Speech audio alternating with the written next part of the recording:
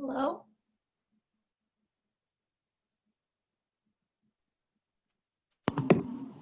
Here we go.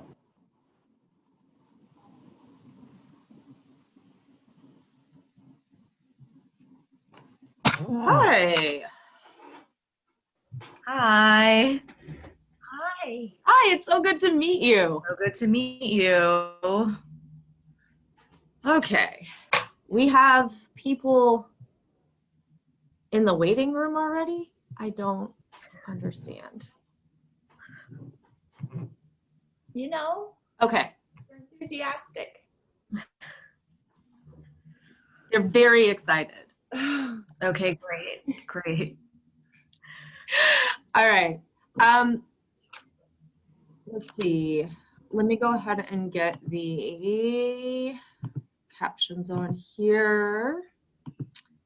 And I need to see who is the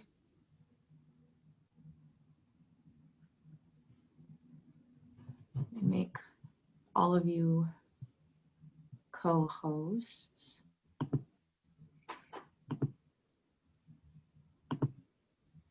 All right.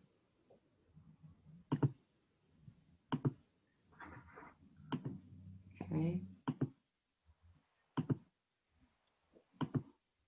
Okay, Jay, I do not see either the names of the captioners or the interpreters here. And I did let them know that we needed them there 30 minutes in advance for the tech run through. Yeah, do you want, I can watch for them. Do you know who it might be? Yeah, so it's, I know it's Jules, and let me see who their partner is for ASL, and it's Paradigm for captioning. Okay. Okay.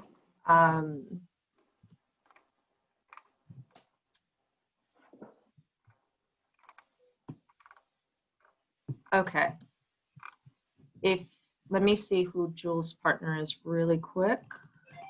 Okay. I have too many windows up.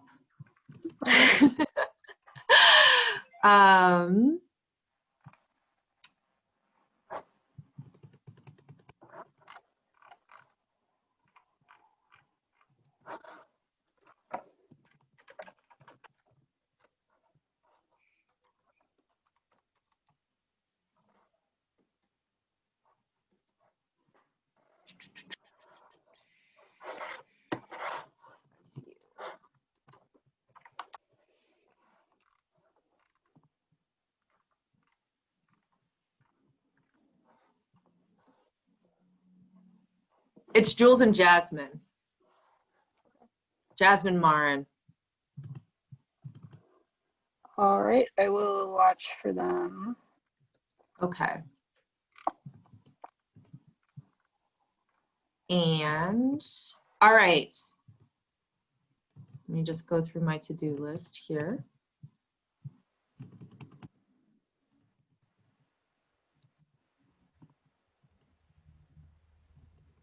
Script. There we are, schedule. Okay.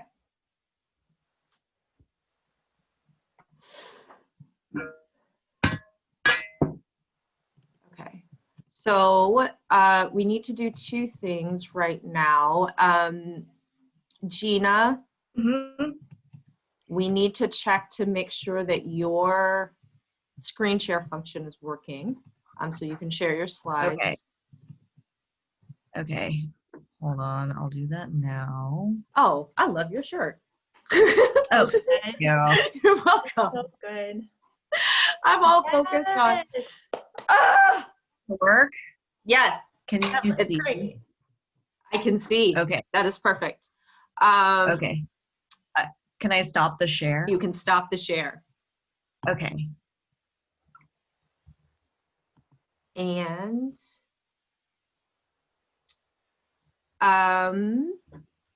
Jay, I'm going to disable chat. And how do I ensure that, because I know there used to be a function where you could disable the chat, but still allow people to message the host directly. And I don't see that option here. Yeah, are you in the settings? I'm in the security features right now, down at the bottom. And it just allows me to check and uncheck. I can make you host really quick if you would like to look at the features themselves. But I'm not seeing how people can.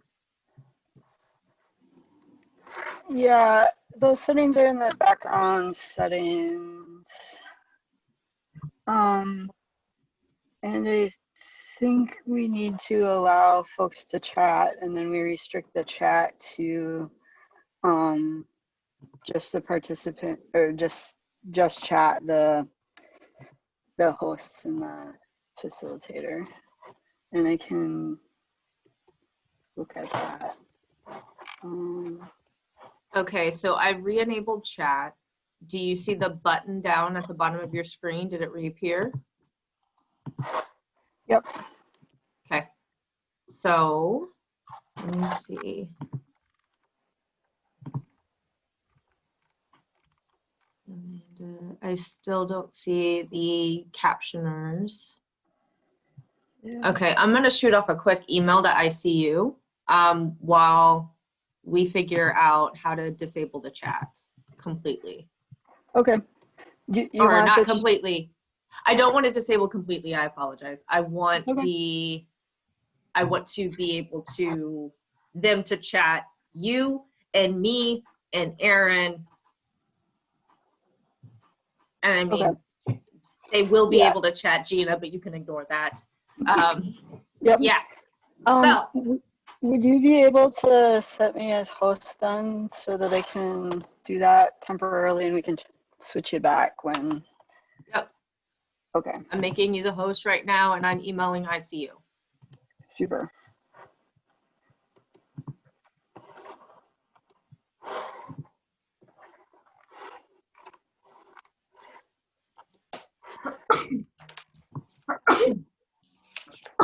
In tight. Thank you. Akapliki.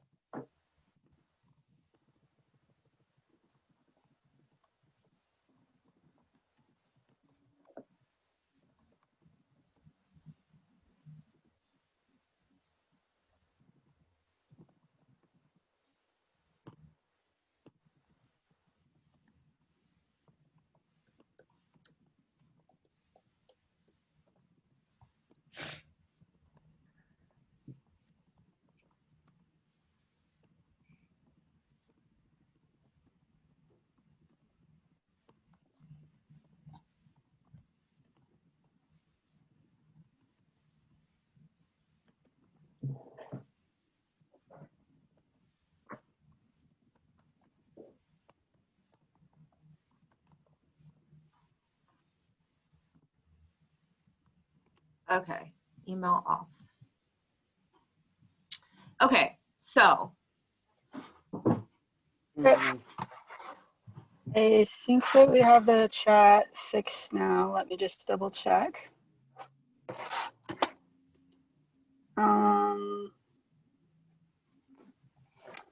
Erin, would you be able to check in the chat? Are you able to see the chat everyone option? Yes. Okay. I'm gonna very temporarily make you not co-host, just to double check it's set as intended. I promise I will change you back Okay. soon. Okay. Can you check now and see when you go into chat, is everyone an option or is it just? I can. Yes, everyone is still an option. You just need to, hold on. It didn't send me a note saying I wasn't a host anymore, though. Okay. Yeah, but over in the participants, it says, and I'm not a co-host and I can chat everyone. Right. Sorry, still working on it. No, no worries. That's what the run through is for. Yeah. Yeah.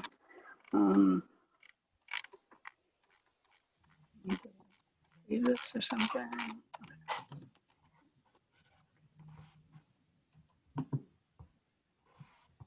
Okay. Let me take one more look here, Erin, and see.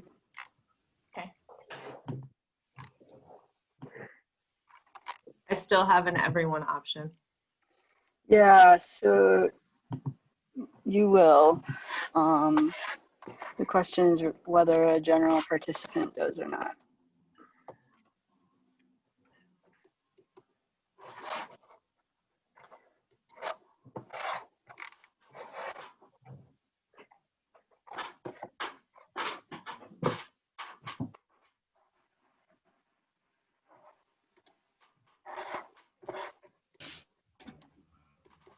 Ugh.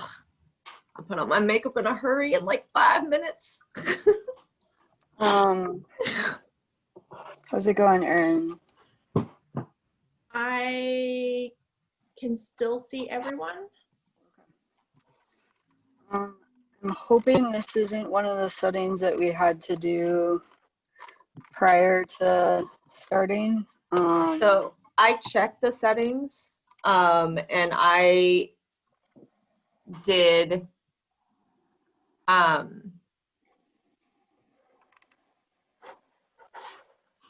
like, so if you Yeah.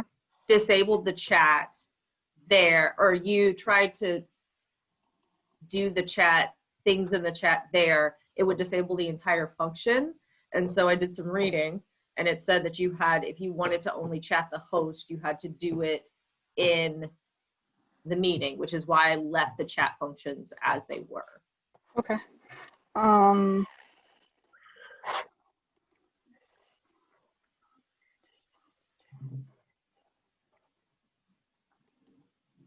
All right. Erin, I tried Wait. one more thing. Oh, the Okay. chat is disabled. It's disabled now. Okay, so that's just completely off, and we don't want that. My understanding is that the chat allow meeting participants to send message visible to all participants in the advanced settings is what controls what we're looking to control. However, I have changed that and it's not making the change. So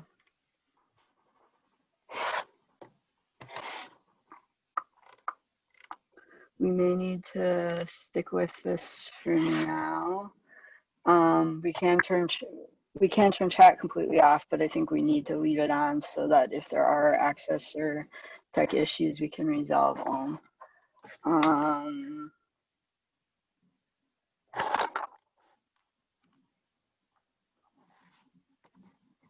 And then we can test it out for the future too to see, make sure we have the settings straight in the document. Yeah, so we need, and I'm gonna change my shirt because this keeps, but yeah, what we'll need to do is we need to figure out, I don't know if they updated their settings, because when I went, like I said, when I went in there and tried to change it so that only one-on-one access was allowed, it had me enable and disable a bunch of things, and then it wouldn't let me do it without enabling certain features in the chat. And so I'm not exactly sure what happened there, but it is something that we need to walk through before we do errands on November 6th. Yep. So we'll put that on our to-do list. I'll change my script that says use the chat only for access requests period. Okay. And we might have to make that announcement a couple of times as people come in. Erin, I'm going to go change my shirt. Would you run through the agenda just very briefly? And Jay, will you keep checking to see, I need to reclaim the host. Will you keep checking? Yep, captioner just Captioners. arrived. Will you set up the captioner? I'm going to go. Yep. I'll be right back. Okay. Hi, Megan. You are set to caption. Oh, Hey, thanks, Jay. This is Megan. super. Hi, Megan. Thank you. Hi, yeah, of course. Thank you. Sorry for the late arrival. No problem. We're ready to go. Okay. We are waiting for staff sign language interpreters that aren't here yet. I'm gonna just message. And I'm going to pop out and also be right back. Okay. Okay.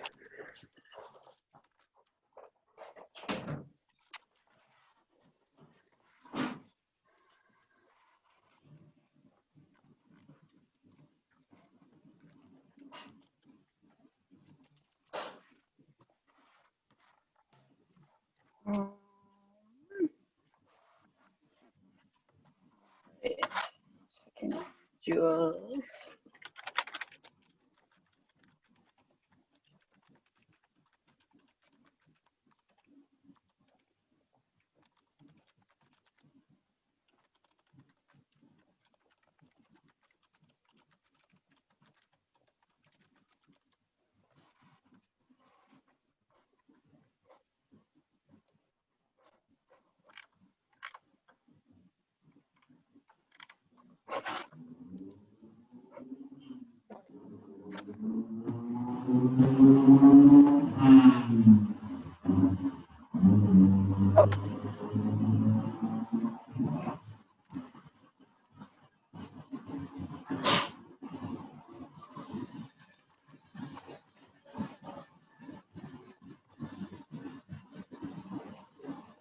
Looks like Jules is having trouble with the link, so I'm gonna send her a new link.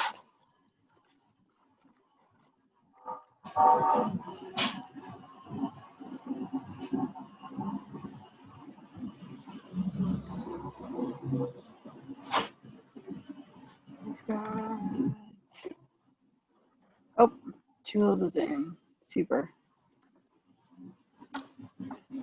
Hey, Jay, this is Megan again. I'm sorry to interrupt. Yep. So it looks like there's auto captions turned on as well. Are you able Oh to? yeah. Definitely.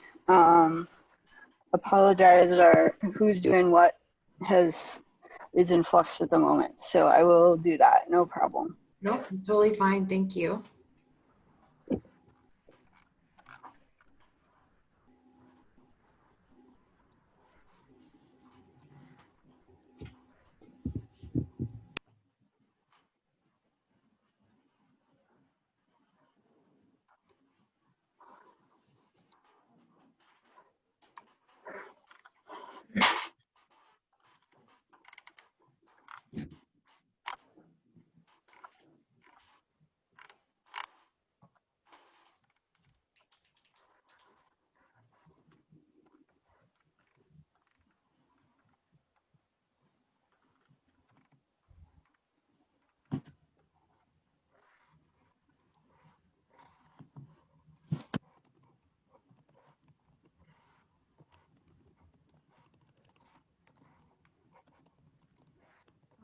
And Jules is here, so that's great.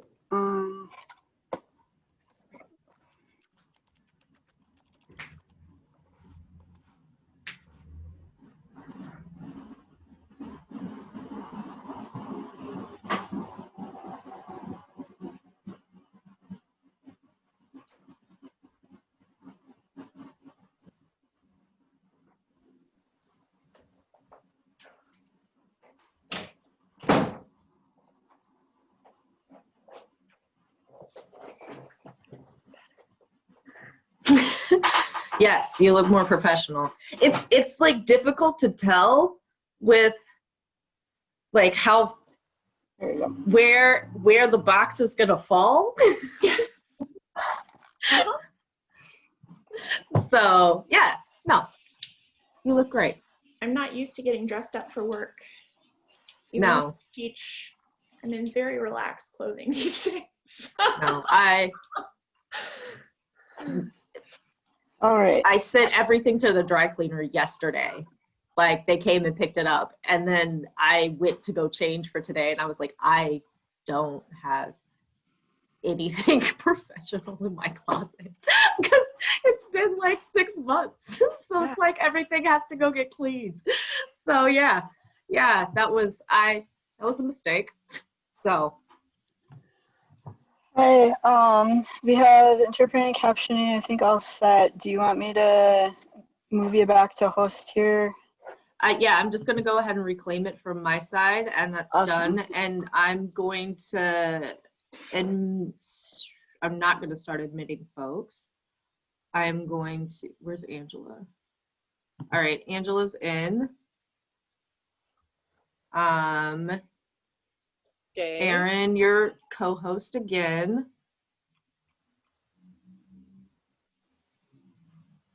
Okay. All right, Aaron, will you do a very super quick run through, and I'm going to check the RSVPs for the last time, and then we'll start admitting people. Sure, just how everything's gonna run today. Yes, just how everything's gonna run today. Jay, as soon as I start admitting people, will you start posting the initial links in the chat for the sign-in sheet for the collective note-taking documents, and then for the slides, and then we'll have to post that several times. It's on the day of schedule, all of those links. Okay. Do you want me to post the access info too? Whatever you feel is appropriate to post with regards to access info. I will be going over it in my little thing. Okay. Okay. So I'll post the info that's in our Zoom setting stuff about the template for that. And then I'll post you said the slides, the sign-in form and the collective notes. Is that the 3? Yep. Okay. And it's, if you go into the day of schedule, the link should be right there up at the top under links to post. Yep. Okay.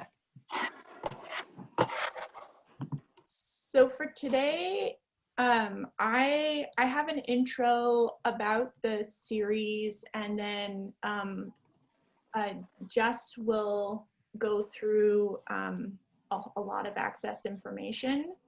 And then I'm going to do a little bit longer bit about the research colloquium, and then a few other upcoming events on campus. And then also let everyone know what the setup is for today. So then I'll introduce Jina, and then you'll give your talk, and then we'll have a 5-minute break before Q&A, and people will either be able to raise their hands or send their questions through our collective note-taking document, so we can voice them that way, or they can raise their hands.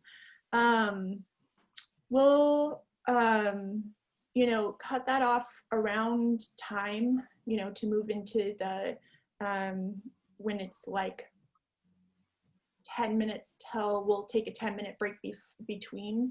Uh-oh, we lost Jina.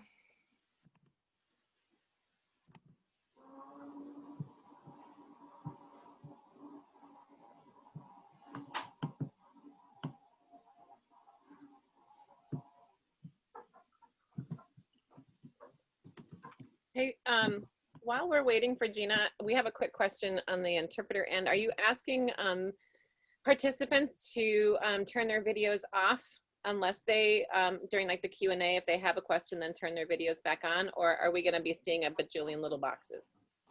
I'll be asking them to turn their videos off. off and muted for the entirety of it unless they're asking a question during the Q&A. We have over 200 people. Okay. So, yeah, for reals. While we're at it, Jess, there's a message for you in chat about something that needs to get set up.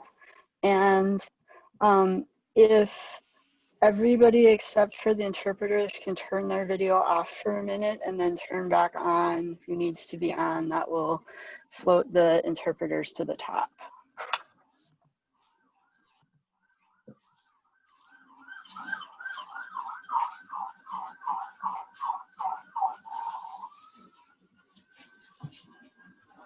So what we've been doing here at the university is I have a black paper that I cover up my camera that keeps our pictures at the top of the list. So like that.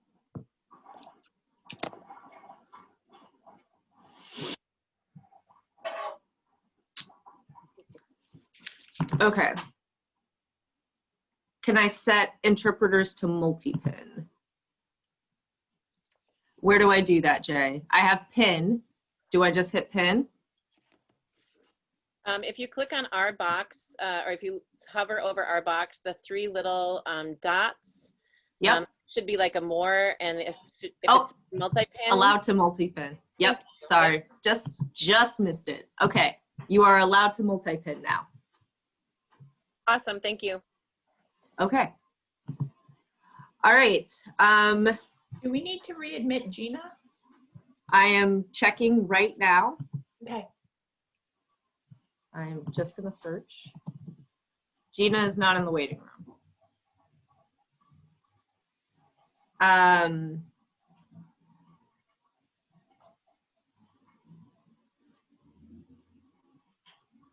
sending a text. Okay, thank you. Do I need to wait to admit people until Jina gets back? Or can I go ahead and start admitting people? I think it's okay to admit. Oh, she's here. She's here. Done. Doesn't matter.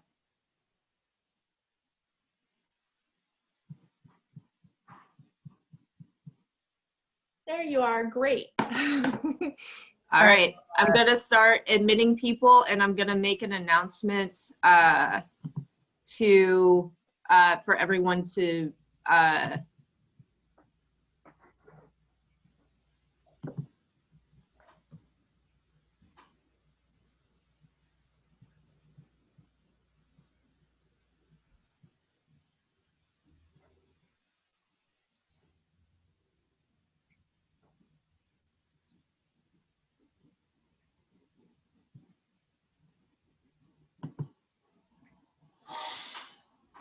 hello, everyone. We're getting started. Well, not quite started yet because we run on Crip time here. So we're just going to give people a few more minutes to arrive.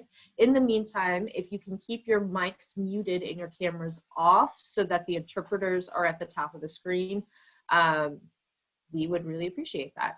And I'm going to turn my camera off for a second and continue to admit people, and then we'll get started in just a few minutes.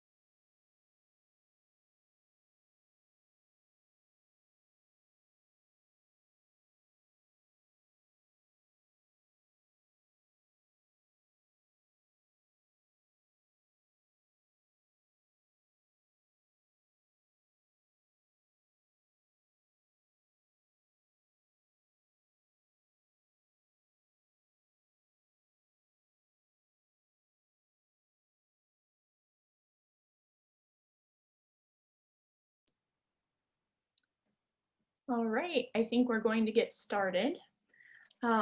It's great to see so many people here and really fun to see friends from across the country at this event.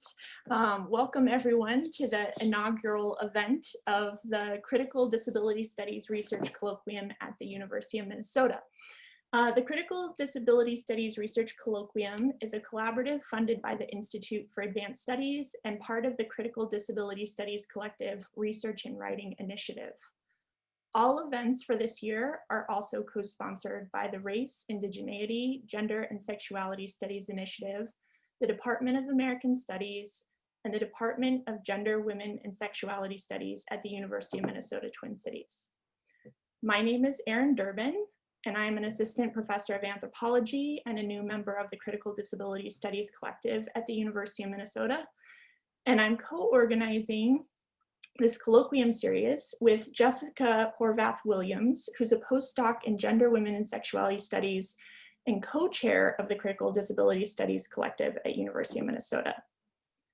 Before introducing the colloquium and talking about how things are all the events today and the timing, I'm going to turn things over to my co-organizer, Jess, who's the accessibility coordinator for this event and has a few announcements regarding how things are going to run today.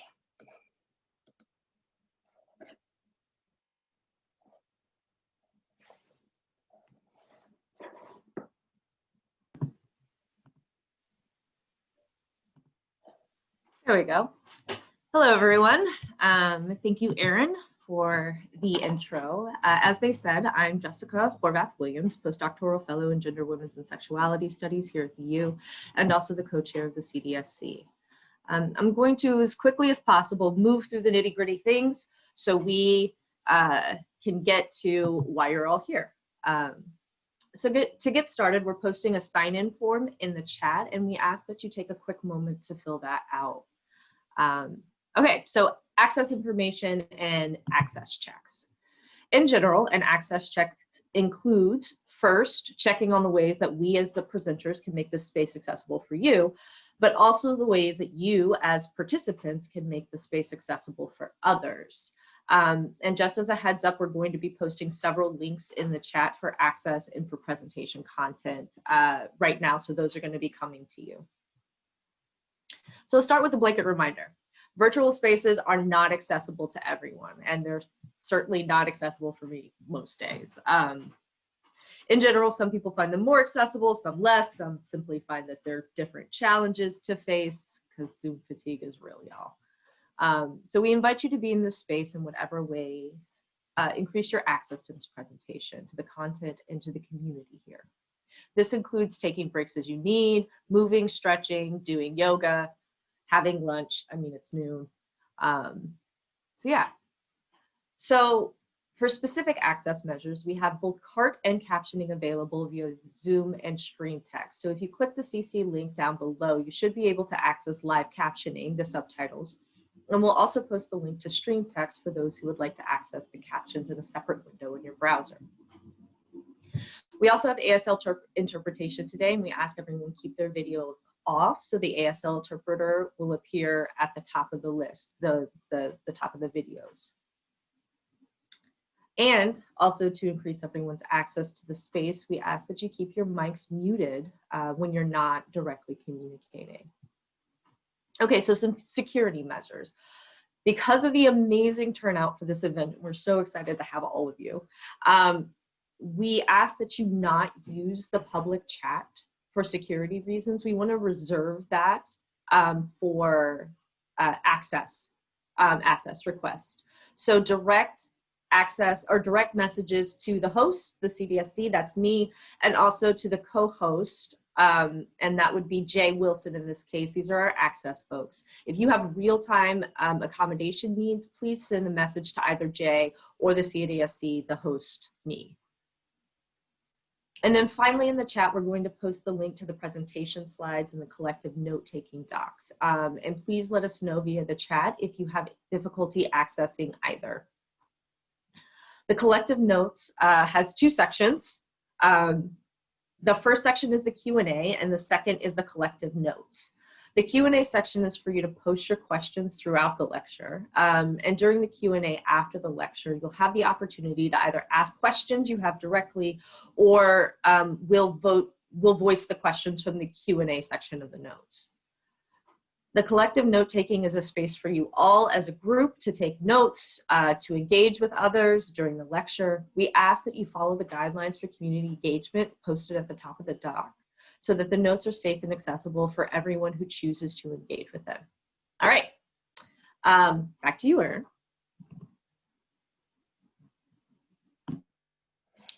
Great.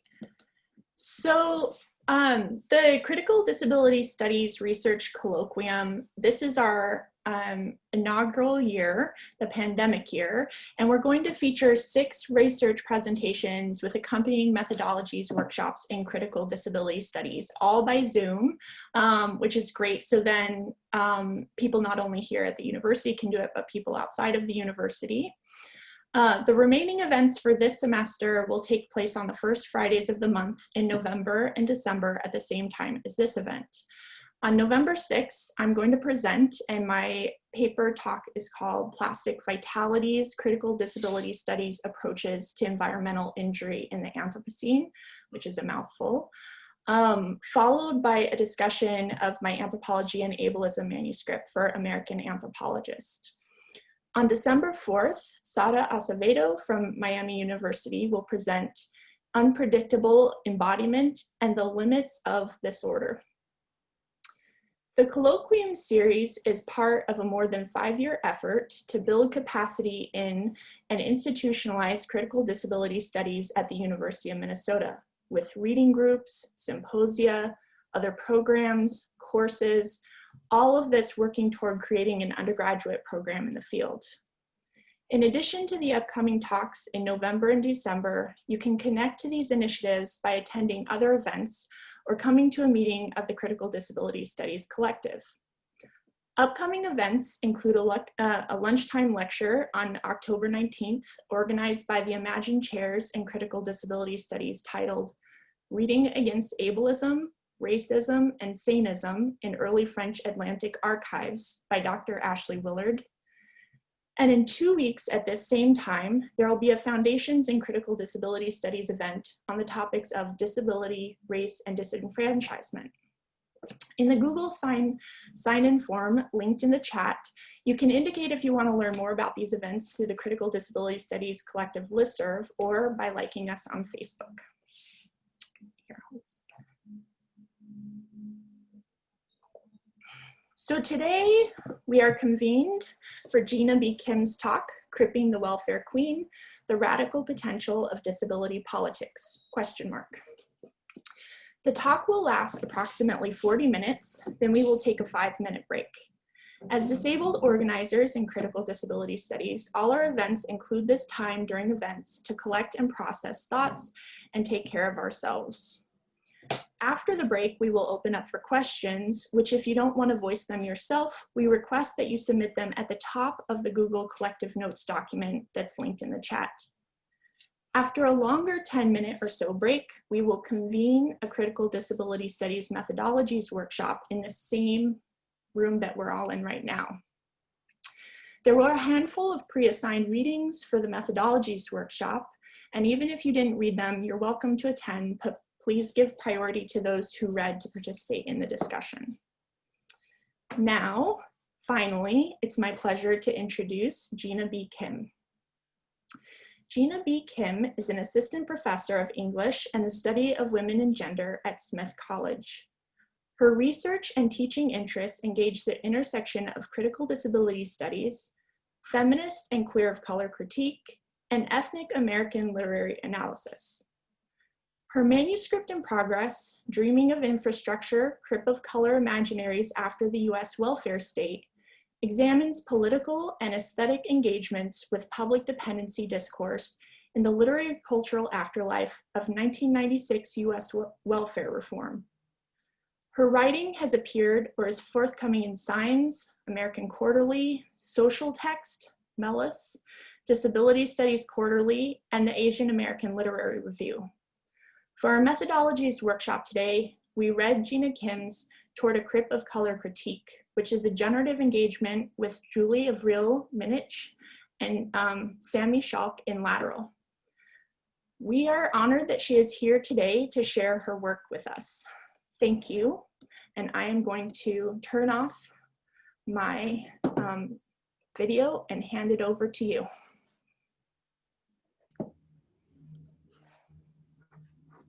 Okay, hello everyone. Thank you all so much for coming. I'm Zooming from Northampton, Massachusetts. I'm really encouraged by the turnout because I know that we all have Zoom fatigue, so it means a lot to me that you're here today. I want to especially thank Erin Durbin, Jessica Horvath-Williams, and Angela Carter for inviting me and organizing the logistics of this. So my internet has been a little bit spotty this week. I just want to give everyone a heads up. If I get kicked out for some reason, I will come back. So I'm going to go ahead and share my screen. Oh, wait. Okay, I need help with the screen share. I don't know if I'm a co-host right now. So the Zoom isn't allowing me to screen share.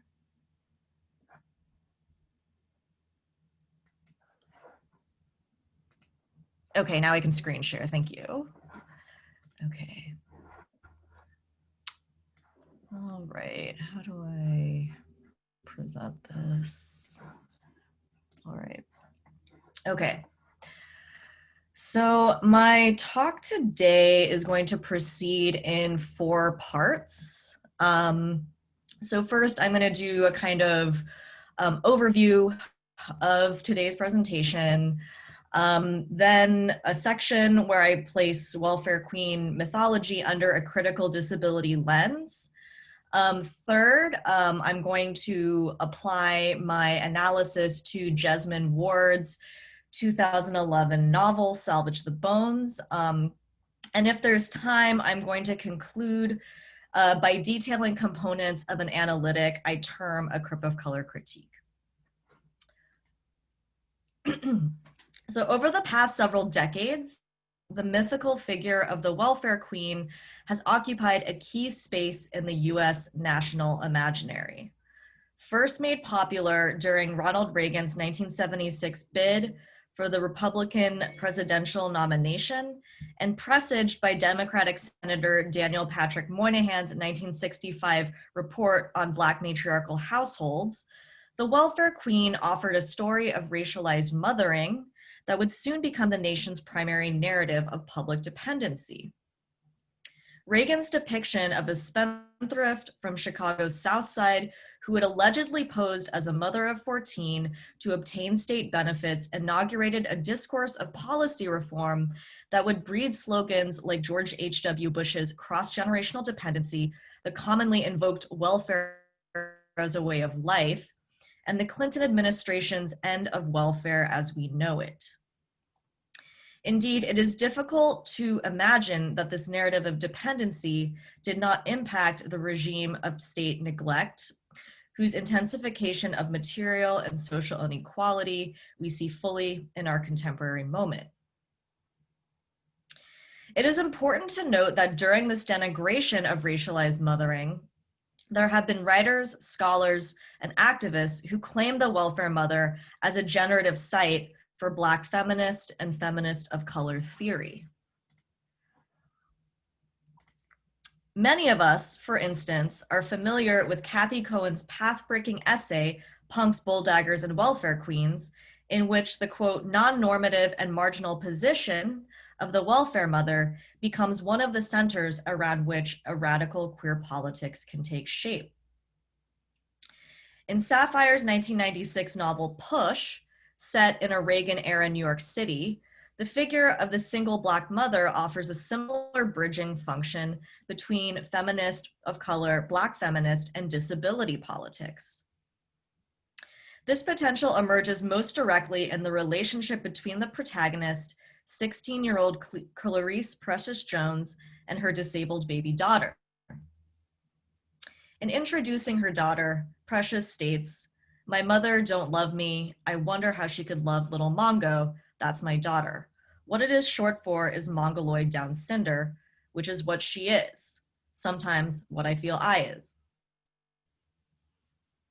For many scholars of disability studies, this passage may seem a strange place to locate political affinity, as it reduces the baby daughter to a diagnostic category. Mongoloid Down Cinder names what she is. But in naming her daughter Lil Mongo, an affectionate diminutive, Precious also renders the language of diagnosis strange, redirecting it from its intended function of pathology to one of coalition and kinship. Mongoloid Down Cinder names what her daughter is, and also what Precious sometimes feels as though she is. Ooh. Sorry. As my talk will demonstrate, the unexpected affinity between Precious as welfare mother and her disabled baby daughter is not accidental. Rather, it reflects the ways in which ableist reasoning is central to anti-welfare rhetoric. The welfare queen as rhetorical figure, for instance, is defined necessarily as a pathological mother. The logic of reform may devalue Precious and Mongo both by casting them both as dependent on public resources. I look to writers like Sapphire to demonstrate how dependency can actually function as an axis of affinity between groups similarly framed as drains on the state. In my talk today, I offer a literary cultural reframing of racialized mothering in light of critical discourses of disability. Whereas anti-welfare policy cast independence and self-ownership as ideals, my analysis of the welfare mother elaborates a version of disability and feminist of color analysis that not only takes dependency as a given, but also mines the term for its transformative potential. So what I'm mainly arguing is, while the welfare mother offered a state-sanctioned myth of malign dependency, I draw upon disability studies theories of interdependence to argue that the poor single mother as literary figure enables feminist of color literature to salvage the conditions of dependency that justified welfare reform. Rather than a negative property essential to certain segments of the US population, here dependency describes a relationship articulated across all subjects and the support systems in which they are embedded, a kind of recurring social and material bond vital to survival. To gain insight into the poor single mother as a figure who recuperates dependency, even 20 years after the passage of major welfare reform, I analyze in detail Jesmyn Ward's 2011 novel Salvage the Bones, which relays the memory of Hurricane Katrina through narratives of both racialized and deviant mothering. So in the disabling context of infrastructural erosion, in which the basic support systems for maintaining life are becoming increasingly inaccessible, I argue that Salvage the Bones frames interdependency as a primary means of mothering a livable world. So I would actually like to place this talk in a broader context.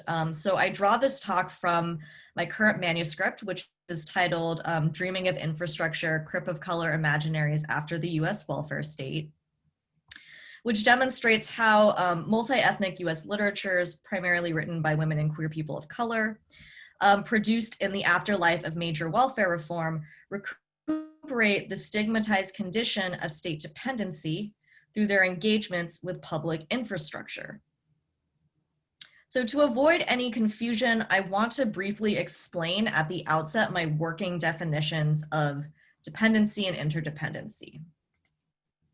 So my project responds to dependency as used in anti-welfare rhetoric, which frames the term pejoratively as a parasitic relation abused by certain types of people, generally racialized, feminized, etc.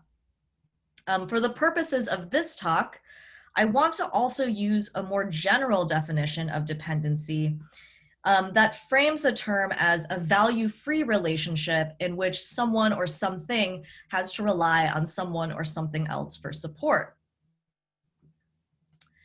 Finally, looking to disability studies, I define interdependence as a condition of mutual dependence, an ecology of dependent relations in which dependency can also be considered in terms of its mutualistic and symbiotic properties.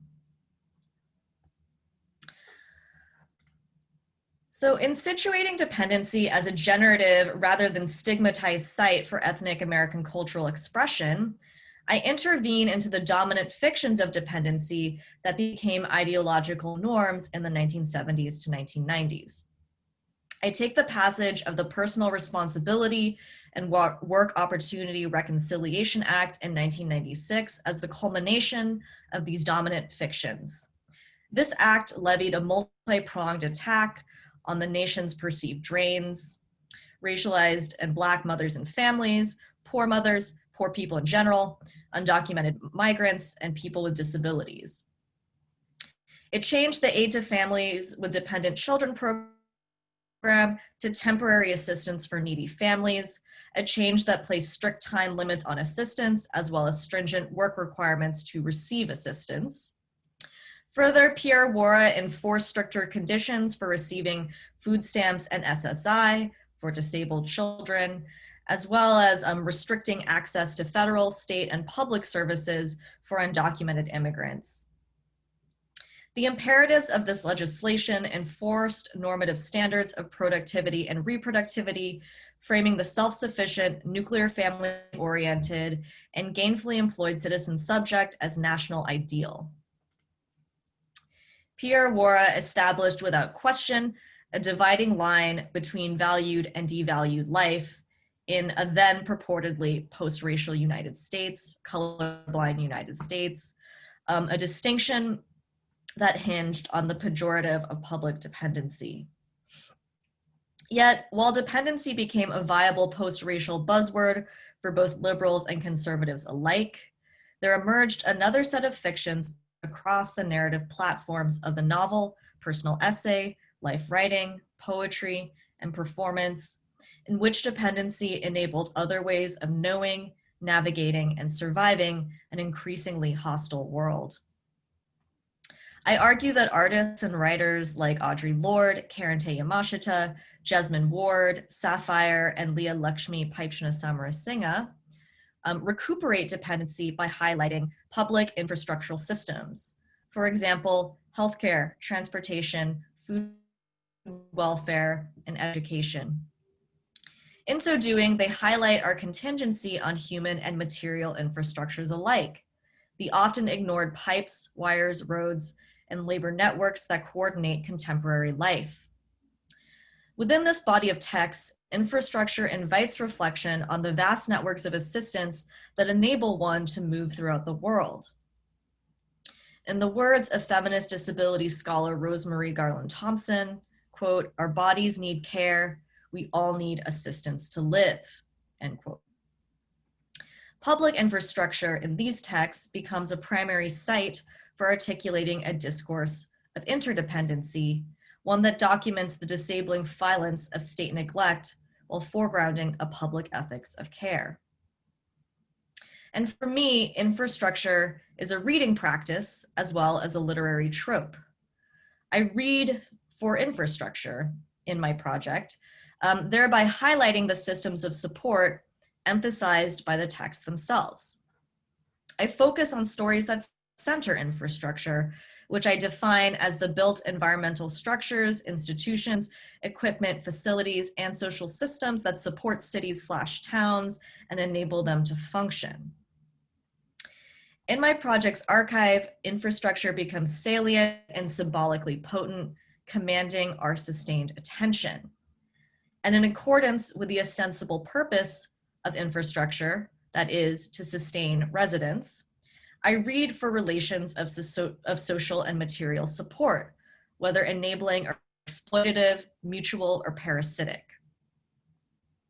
When reading literature, I ask, who is supported by infrastructure? Who is disabled by it? And which subjects, through the exploitation of their invisible and unvalued labor, become the scaffolding or the infrastructure for others' fantasies of independence? So in proposing dependency as a critical analytic, I offer several interventions into feminist disability and ethnic studies.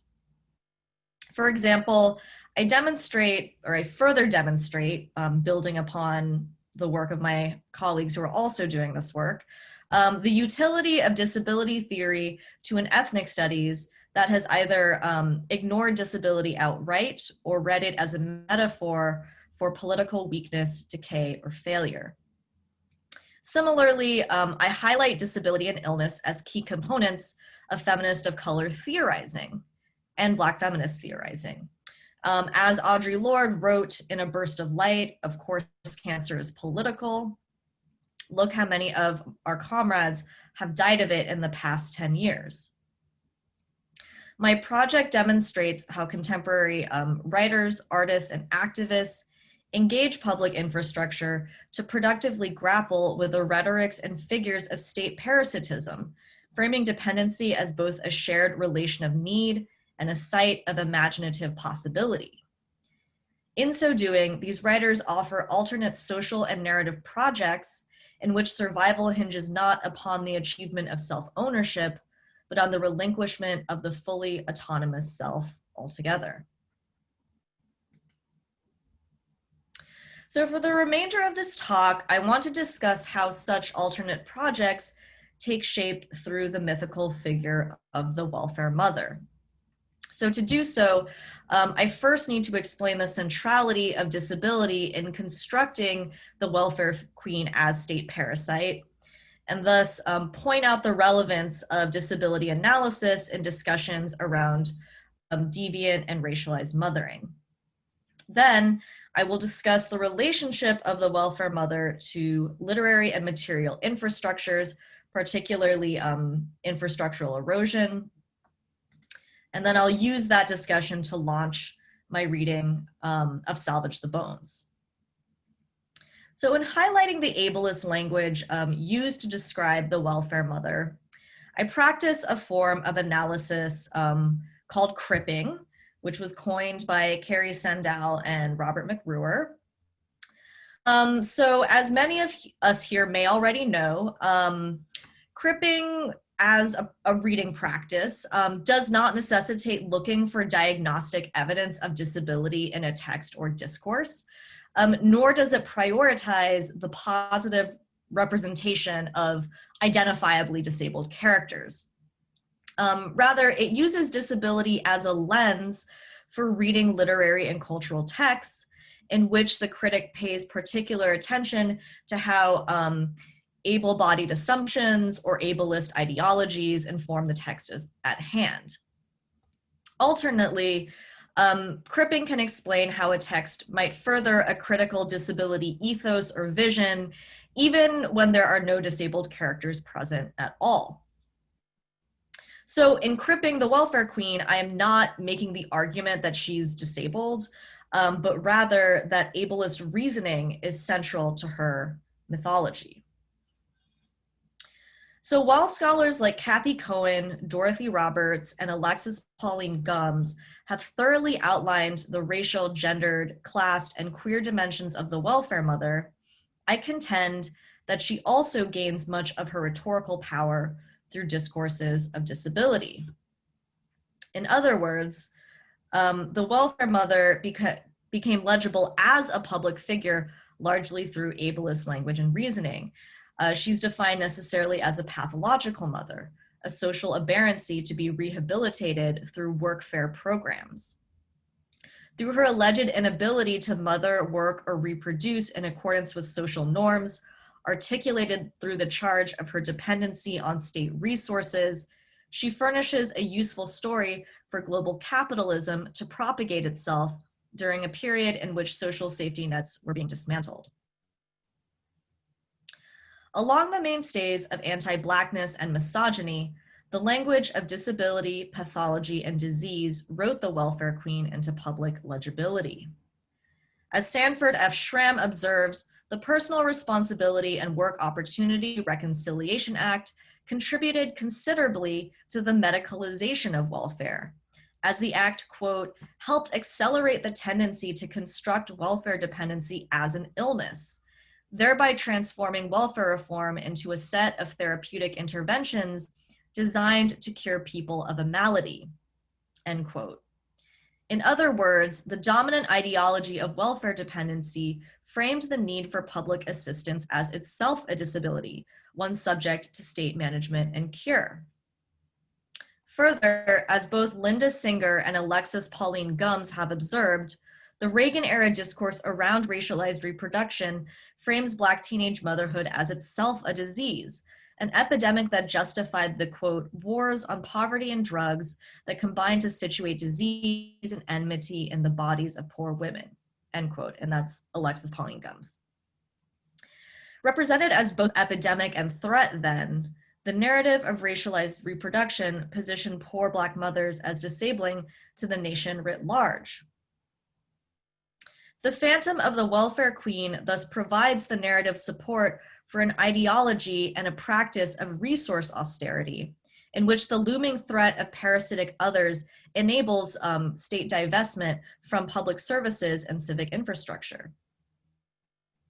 To be clear, I do not wish to overemphasize the role of the welfare queen in the ever-accelerating process of social safety net erosion. Certainly, there are other forms of justification at play. However, I do want to emphasize the close relationship between an ideology of scarcity, as emblematized by the welfare queen, and the widespread dismantling of infrastructure designed to support the nation's most vulnerable populations. To highlight this relationship, which threads together deviant mothering, narratives of scarcity, and infrastructural erosion, I want to briefly return to Sapphire's Push. In recounting its teenage protagonist's harrowing journey through Harlem's educational and social welfare systems, Push invites a kind of intimacy with state infrastructural apparatuses that function as the novel's dramatic centerpiece. And as a disability analytic highlights, Sapphire's novel demonstrates how state institutions themselves can operate as instruments of racialized disablement.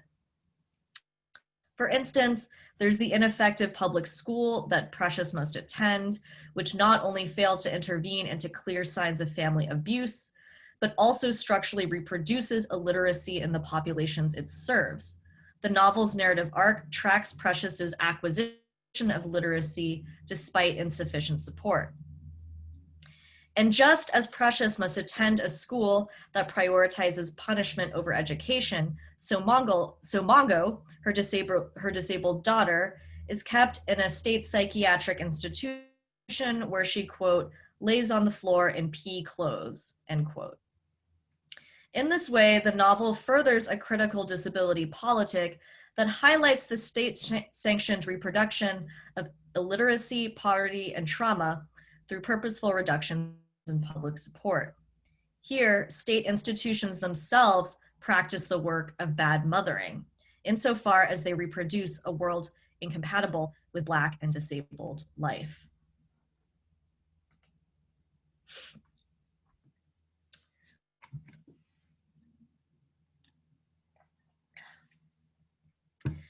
Nearly 2 decades after Push, Jesmyn Ward's 2011 novel Salvage the Bones similarly layers the processes of infrastructural erosion with the phantoms of racialized and deviant mothering.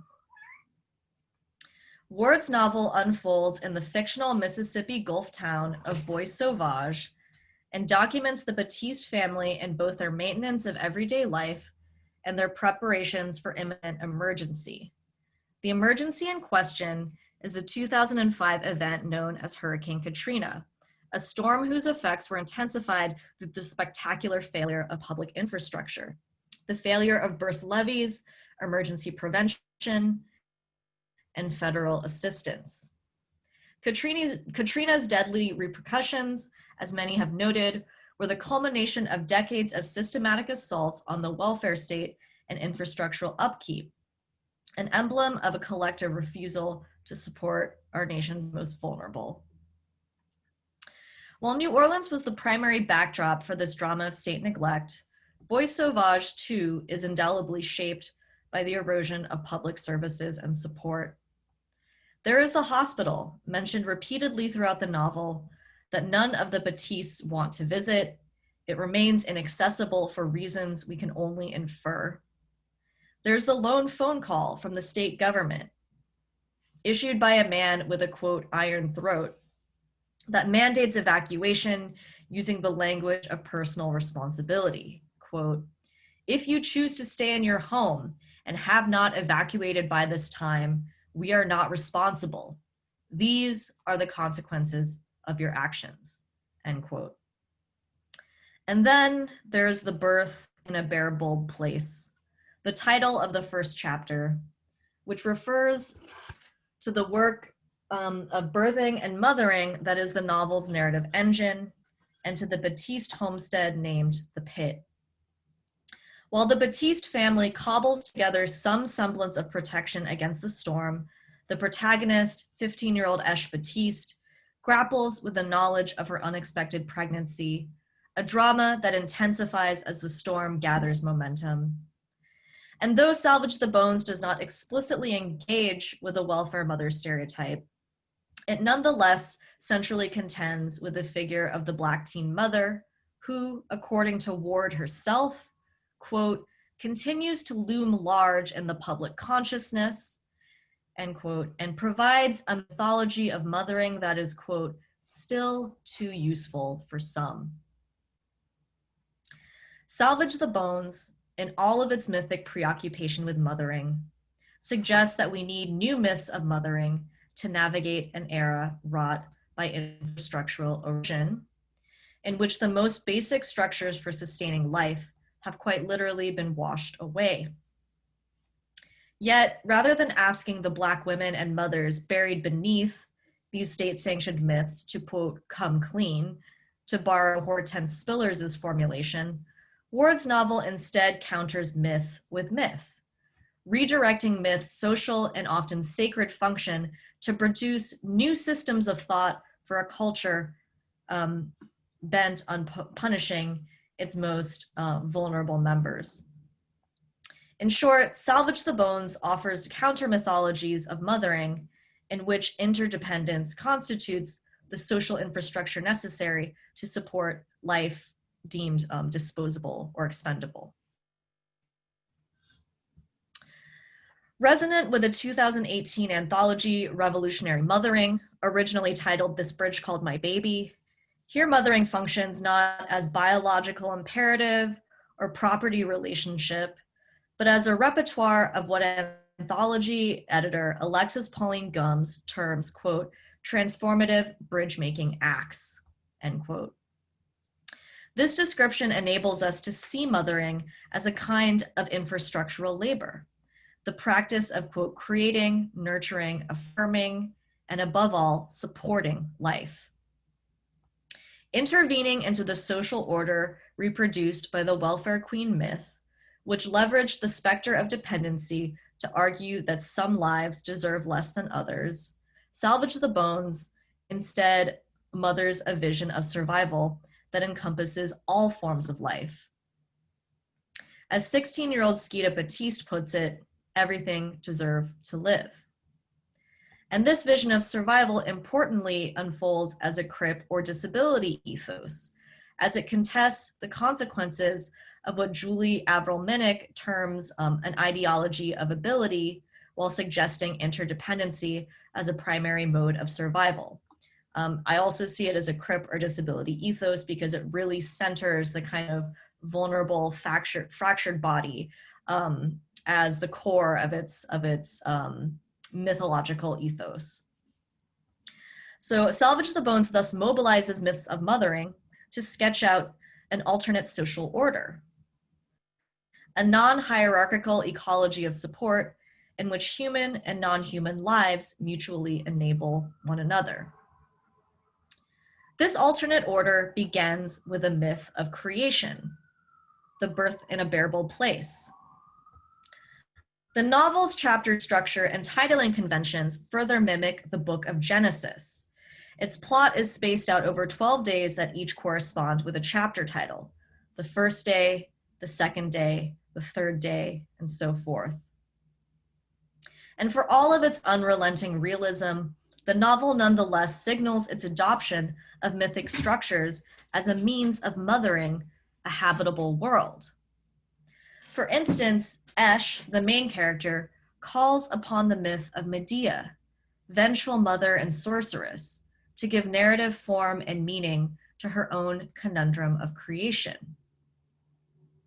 My stomach sizzles sickly, so I pull my book from the corner of my bed where it's smashed between the wall and my mattress.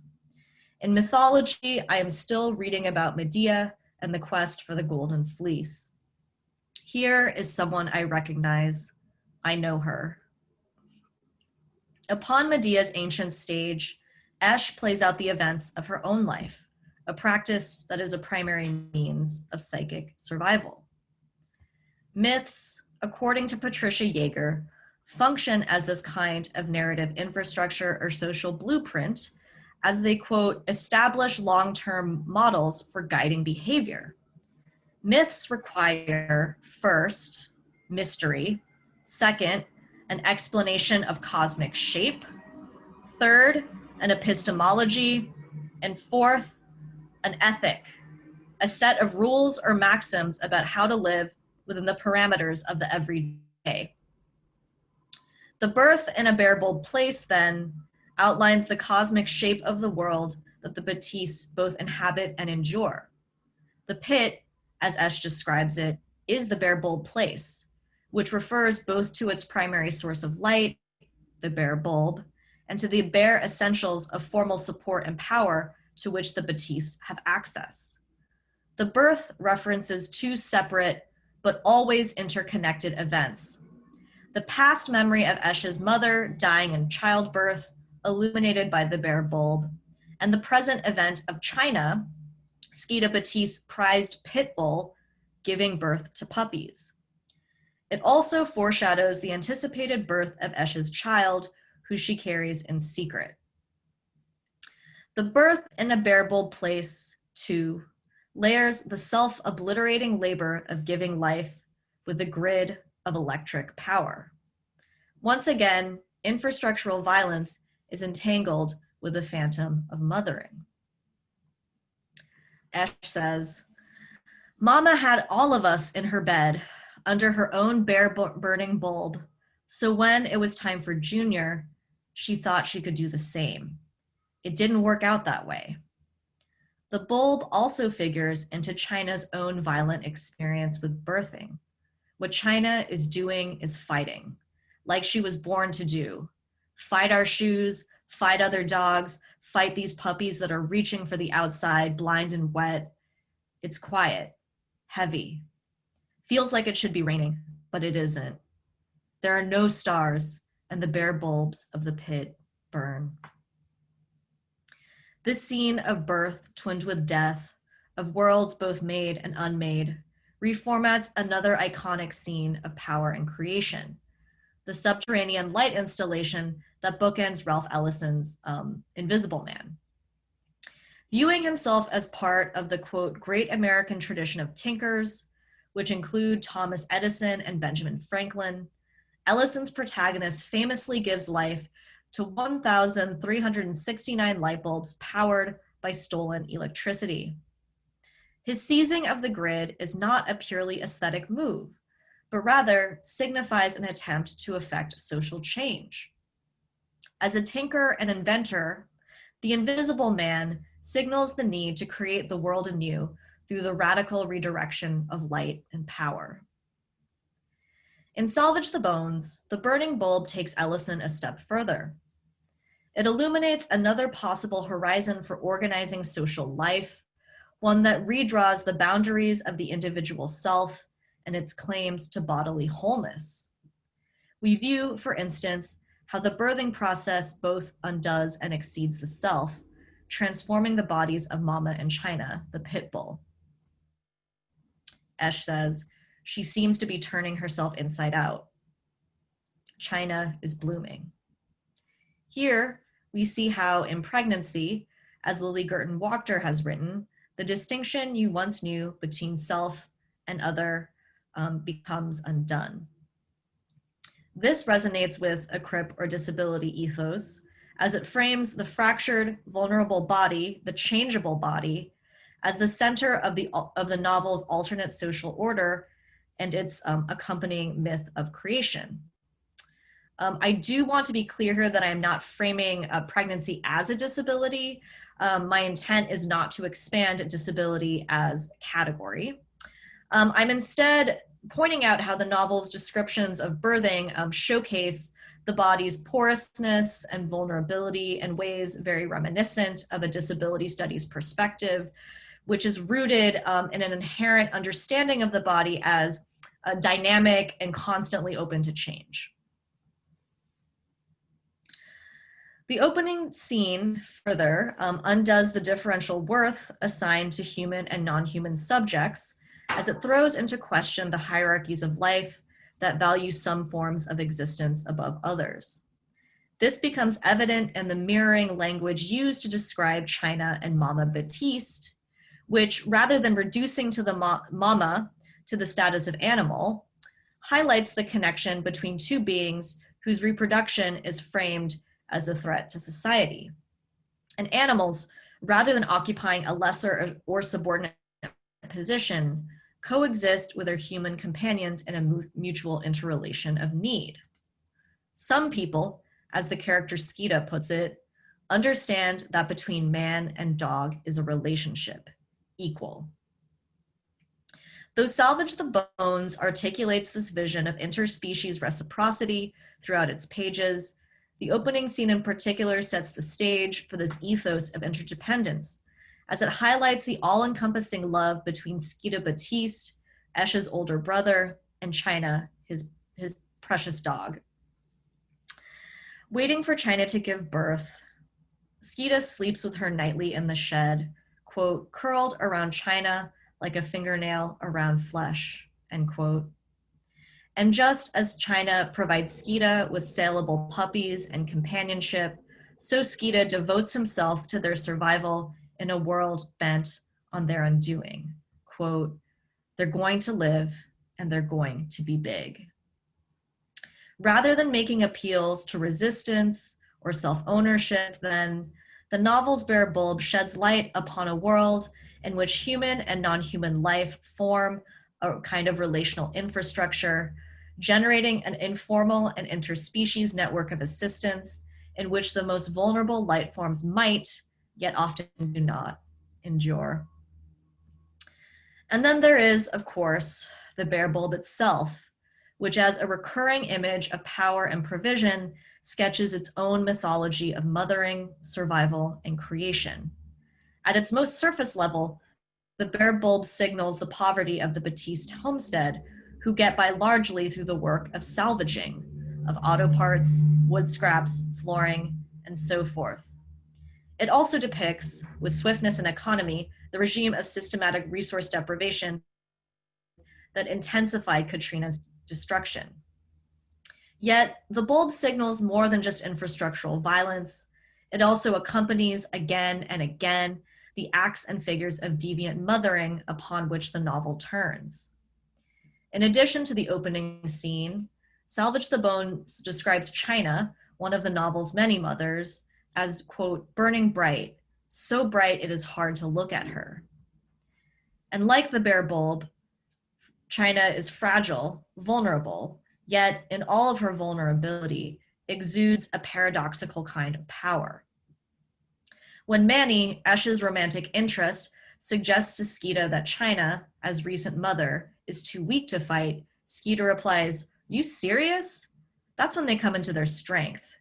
They've got something to protect. That's power. To give life is to know what's worth fighting for, end quote. The bare bulb and China thus both convey a mythology of mothering in which power paradoxically hinges upon fragility. So both can only burn so brightly because of their fragility, thus remapping the terrain of what power is or can be. Mothering, then, also taps into the epistemic registers of myth. That is, mothering as a means of knowing power differently, and as a system of thought that frames seemingly disposable life as, quote, worth fighting for. But the labor of mothering a livable world, as Salvage the Bones suggests, must go beyond a myth of creation. It also requires a myth of destruction, or of unmaking a world incompatible with Black life. Enter Hurricane Katrina, recast in Ward's imagination as, quote, the mother who swept into the Gulf and slaughtered, end quote. For many of us, Katrina is synonymous with slaughter, a force who dealt death along race and class lines. But when we as readers come to know Katrina as mother, a word that also signals the work of transformation, she becomes Oya, the Yoruban goddess of storms, winds, and change. According to Louisa Tiche, one of the original contributors to This Bridge Called My Back, Oya, quote, brings sudden structural change in people and things.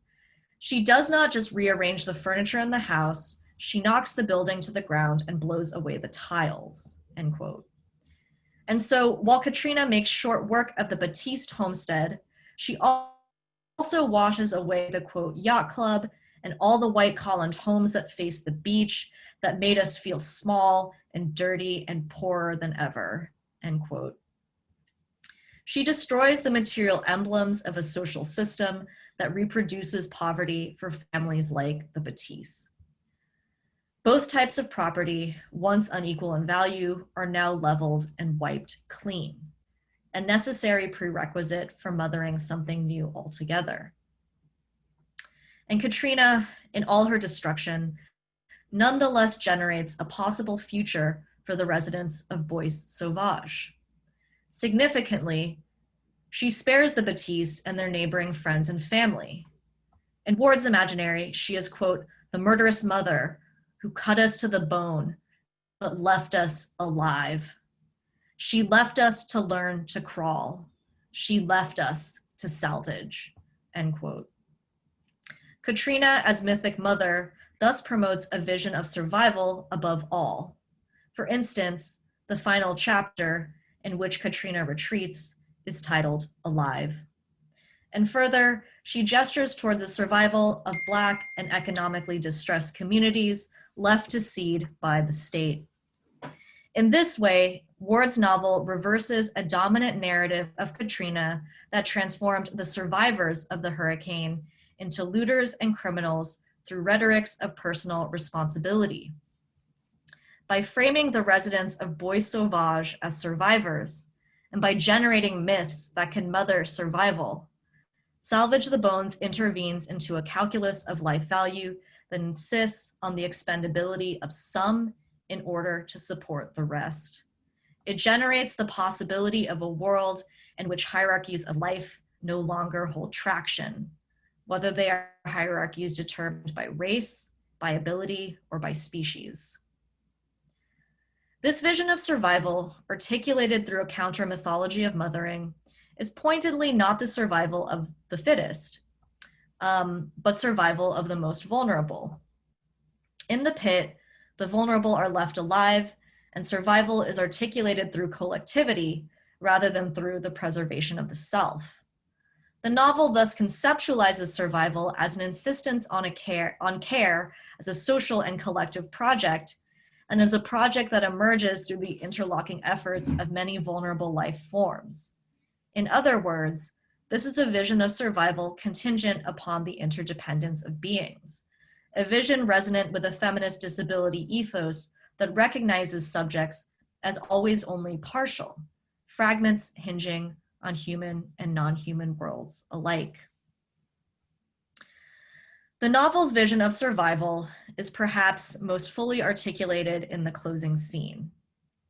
The storm has receded and Skida has begun his search for China, who is carried away by Katrina, the devouring of one mother by another. Escha's language shifts into the future tense. We will sit with Skida here. We will sit until we are sleepy, until Junior falls asleep in Randall's arm, his weak neck lolling off Randall's elbow. Randall will watch Junior, and Big Henry will watch me, and I will watch Skida, and Skida will watch none of us. He will look into the future and see her emerge into the circle of his fire, dull but alive, alive, alive. China, she will return. She will know that I have kept watch, that I have fought. China will bark and call me sister. She will know that I am a mother. In this scene, Ward describes a vision of China's return that can only manifest through the collective efforts of the Batiste siblings and their friend, Big Henry.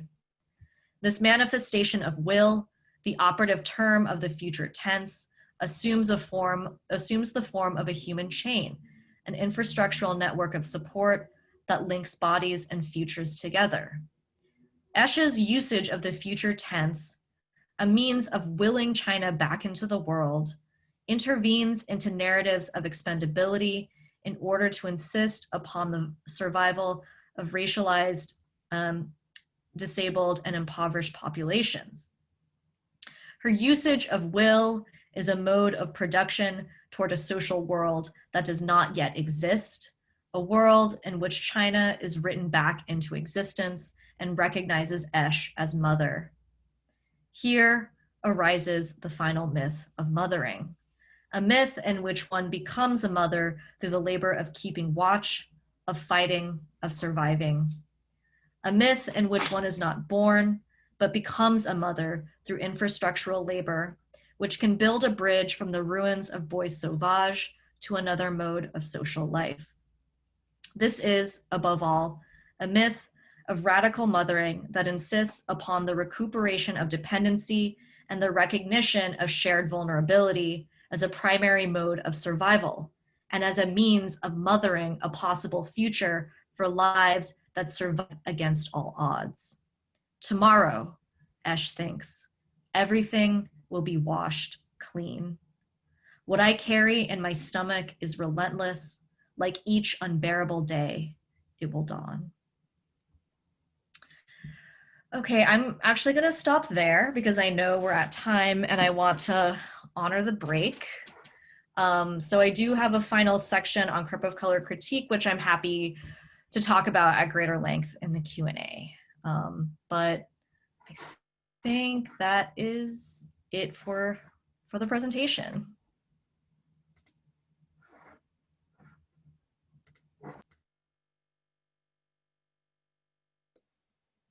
Okay, you can hear me now. Thank you. I think one of the hardest things about the Zoom presentations is not being able to see the applause, hear the applause. So just feel it coming your way. There are some hand claps for that. Great, so we are going to take a 5-minute break before questions and answers. And if you'd like to, in that time, use some of the time to put questions into the collective note-taking document. Otherwise, get some tea, take a bathroom break, do some stretching, and we'll see you in 5 minutes.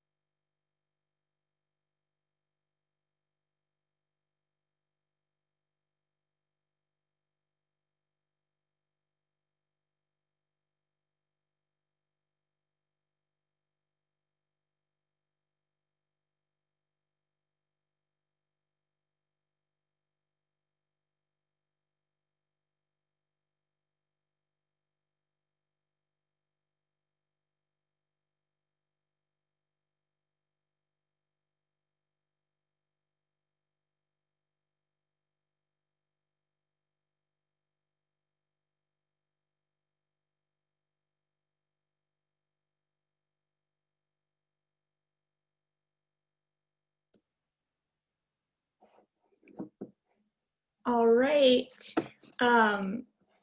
So as I mentioned at the beginning, I know not everyone was here yet. If you feel comfortable asking questions, you can just use the raise hand feature. That is more helpful to us than putting things in the chat. We've asked for folks not to use the chat and for that only to be the links to documents and for the access coordinators. But I did notice, since I offered before the break, that people did take up the offer to begin to write questions into the collective note-taking document. And right at the top of that is, can you talk for a bit about Crip of Color critique? So people took up your invitation to say more, and I think that that would be really great if we could start there. Okay, great. Do you want me to pull up my slideshow again, or should I just sort of talk sort of off the cuff about it? However you most feel comfortable. If you know, yeah, I'll leave it to you. Okay. I am gonna pull up my slides just because I like to have kind of multiple modalities for accessibility. Let's see, share screen. Okay. So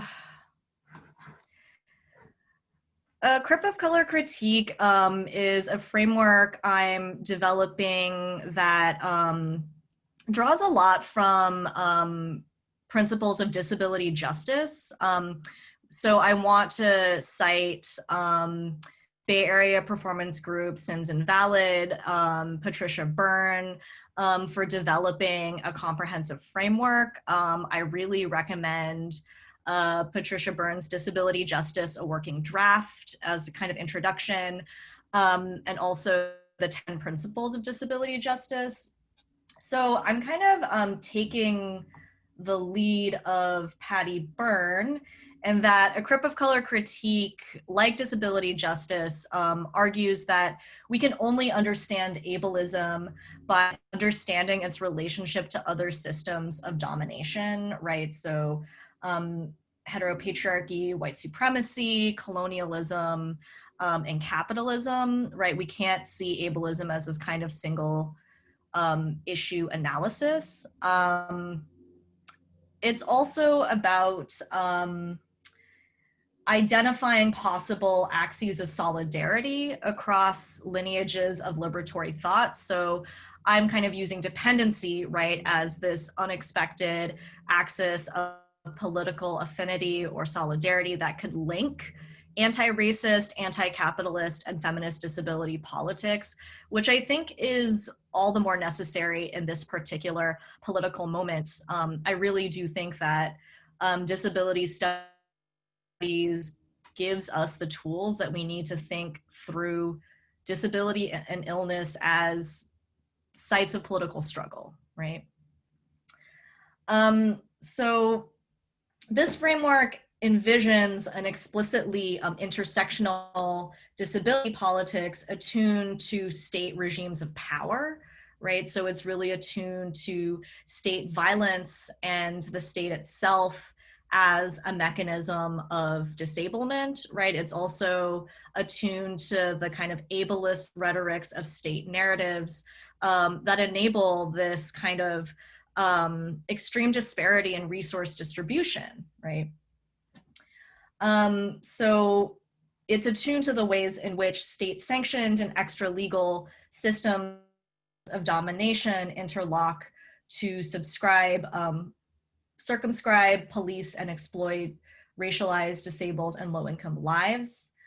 And then finally, well, maybe not finally, another point is that it's a framework that in recuperating dependency or taking dependency as kind of a given, right, rather than something pathological or wrong, right, it just assumes that we're we all have varying levels of dependency. So it's a reading practice that reads for relations of support and systems of support. So it's kind of an infrastructural analytic, right?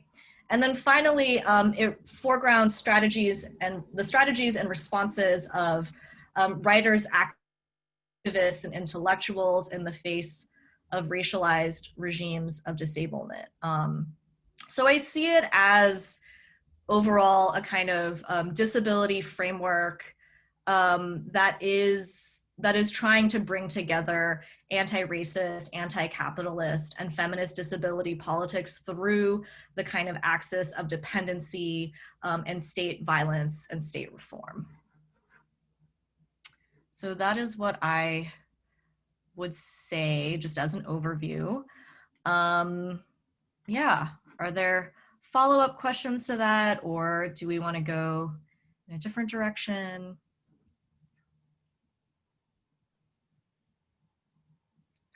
We'll give people just a little time to see if they have follow-up. Also, I think we'll spend more time talking about it in the methodologies workshop today. Mm-hmm. Mm-hmm. I had a question. My name is Kiersey. She, her, hers. I'm wondering, what do you mean by racialized regime? Mm-hmm. Mm-hmm. So when I talk about sort of regimes of disablement, I'm talking about sort of the structural reproduction of disability in disproportionately in racialized and low-income communities, right? So, you know, welfare reform might be considered part of this. I would say environmental racism is also part of this, right? So just this kind of structural, systematic way of reproducing and disproportionately concentrating disability in Black and Brown populations, if that makes sense. So in this way, I think that, you know, talking about racialized regimes of disablement resonates for me with the concept of debility as well, right? So thinking about disability not just as like a property of the individual or something that's all about the disabled individual, right? But thinking about how disability happens at the population level, right? And how it is structurally reproduced at the level of the population, which I think debility is also explaining, right? So there's this argument that when you center race and class in considerations of disability, right, you have to think more about disability at the population level, right? Because the way disability happens at the population level is definitely racialized, right? I'm also thinking of arguments made by prison abolitionists and people working at the intersection of disability and abolition, right? About how, for instance, prisons themselves are incredibly disabling and traumatizing. And of course, they disproportionately Black and Brown populations are incarcerated, right? So that's another example of a racialized regime of disablement. So I hope that answers your question. I think so, yeah. Great. Great. And thank you, Kiersey. There's also a follow-up question in our document. And it says, what does crip of color critique looks like outside of the United States context or historically? And I'm excited again to answer that question next time, for my next time too. But I'm interested to hear what you have to say. Yes, that's a great question. So I would like to hope that it has a more transnational import. I'm very influenced by the scholarship of Nirmala Aravelis and of course Jasbir Puar, who very much theorize disability in relationship to political economy and global capitalism. In another chapter of the book, I discuss welfare reform's relationship to NAFTA, right? And this kind of, the dependency discourse that's, operating in the domestic context, but also that's very much used abroad to describe quote unquote developing countries, right, that are then being brought under the wing of Western capitalist power. So I think that, it does have, because it does express an anti-capitalist politic, to me, that is necessarily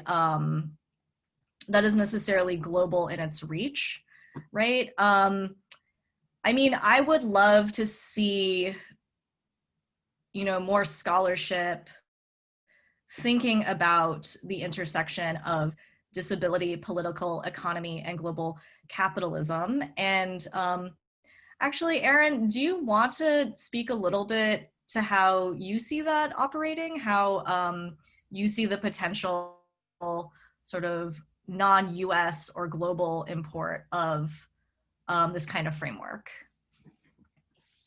Well, yeah.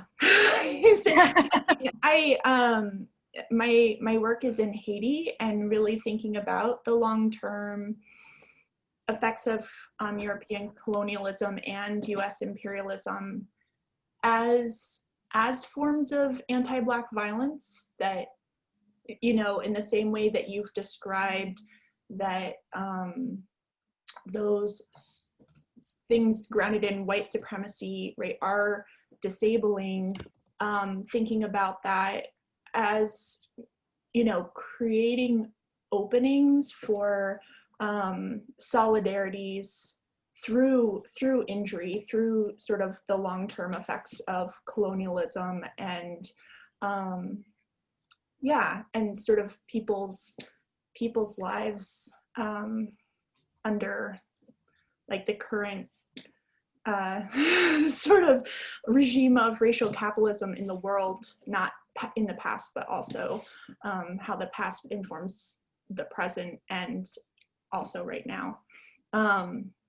So yeah, that's how, that's it in brief. But I also like the earthquake. People think about the earthquake in Haiti as a natural disaster, and people helpfully said, right, this was a disaster created by these historical influences. And that was the first time that there were, after the earthquake, sort of big discussions about disability in Haiti. And what sort of dropped out of that was thinking about, well, how did Haiti become vulnerable, not just, through the environment and the shifting of tectonic plates, but also socially. So, yeah. And I just also put in there that NAFTA, since you mentioned NAFTA, what that stands for, if people want to look up information, the acronym. And I'm going to,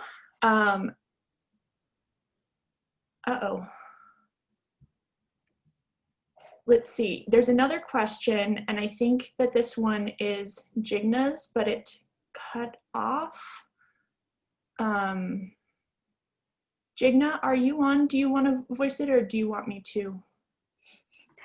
I was just still writing it. Okay. So I don't know if you want to come back to it, but I was just thinking of queer mothering and the fact that you're offering us something along the lines of Kathy Cohen did in a certain way of queering at the same time.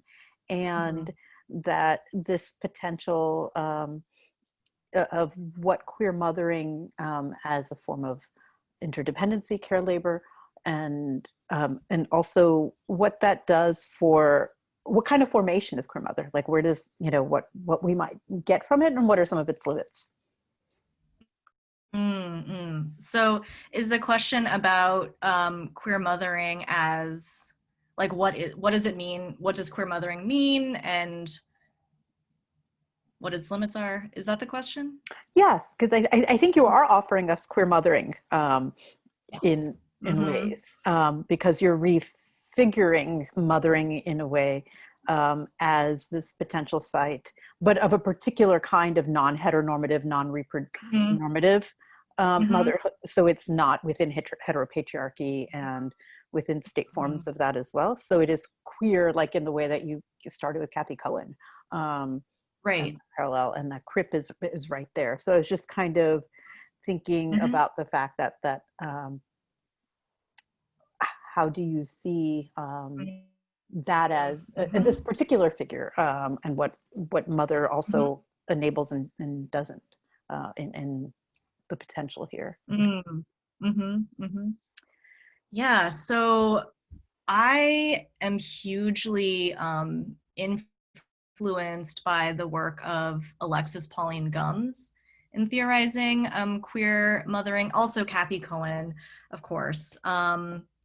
And Alexis Pauline Gumbs has theorized Black mothering as queer mothering because she argues that, you know, Black mothers disrupt racial capitalism at the point of reproduction. And they produce a world, at least in the poetry of Audre Lorde and June Jordan, as she uses that as the sort of platform for theorizing. They produce a world adverse to the violence of capitalism, right? And for her, mothering is queer because Black mothering is queer because it loves what we are taught not to love, right? It insists on the survival of those who were never meant to survive, which is a lot of what I'm trying to bring into the talk. She also talks about mothering as a practice or a form of labor, right? Rather than a kind of biological imperative, you have to be a mother, or a property relationship to your children. And she says, you know, to answer death with utopian futurity, that is a queer thing to do. And I really love how her analysis of the Black mother as a queer figure really kind of reorients the term queer around what I see as survival. So it's a theory of survival and of putting your love and your labor and your life force into making forms of life survive that capitalism says should not survive, right? And so I think that that's really beautiful. And so that's what I see as the kind of potential of queer mothering. I also love her intervention into Lee Edelman's kind of fuck the future, and her, you know, her critique, as many have critiqued Edelman, that the future that Edelman is talking about is represented by the white child, right? There's no room for the Black or brown child or the disabled child. Like, these children are not seen as kind of representatives of the future, right? These children are seen as that which should be purged from the future. I think some of the limitations of mothering are, of course, around, of course, like the gendered nature of mother, right? So, you know, when I've thought through these questions before, or when I've shared some of this work in other spaces, I've been asked, you know, why use the term mother? Isn't that kind of sort of retrenching this idea that only women are like nurturing or da da da da? It's like very gendered figure. You know, why not use parent or parenting? Why isn't parenting your frame, right? And I really think that of course, in an ideal future, you know, there will not be gender attached to caregiving, to nurturing, right? That this infrastructural labor, this labor of care should and can be performed by anyone. The reason I use the term in my work is because there is such a long history and present, right, of the denigration of mothering, right, and of Black mothering in particular. I use it to kind of reference and talk back, right, to those historical and present narratives of mothering. I think that I have to be specific with the term because of those histories, because of the Moynihan Report, right, because of slave code.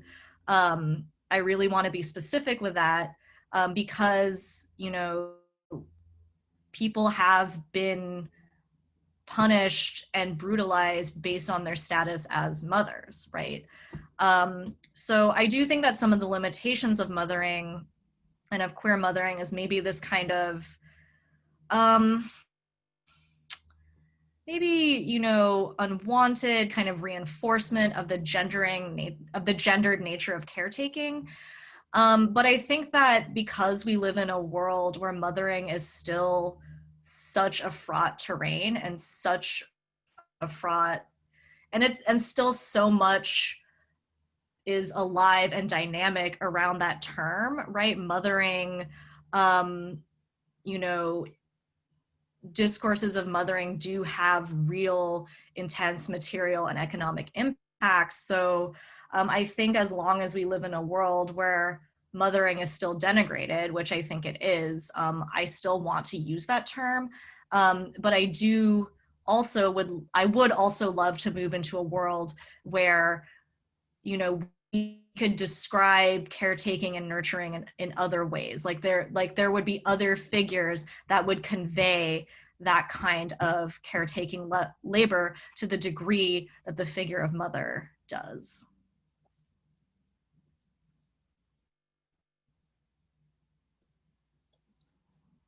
And I'll see, Jina, do you want to follow up?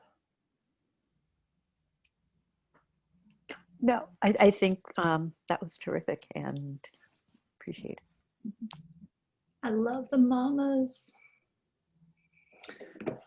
Okay, well, one more question. There are a few others on here, but the one that emerged at the end, and I think is a good segue to our next event, you know, to give us some time and take a break.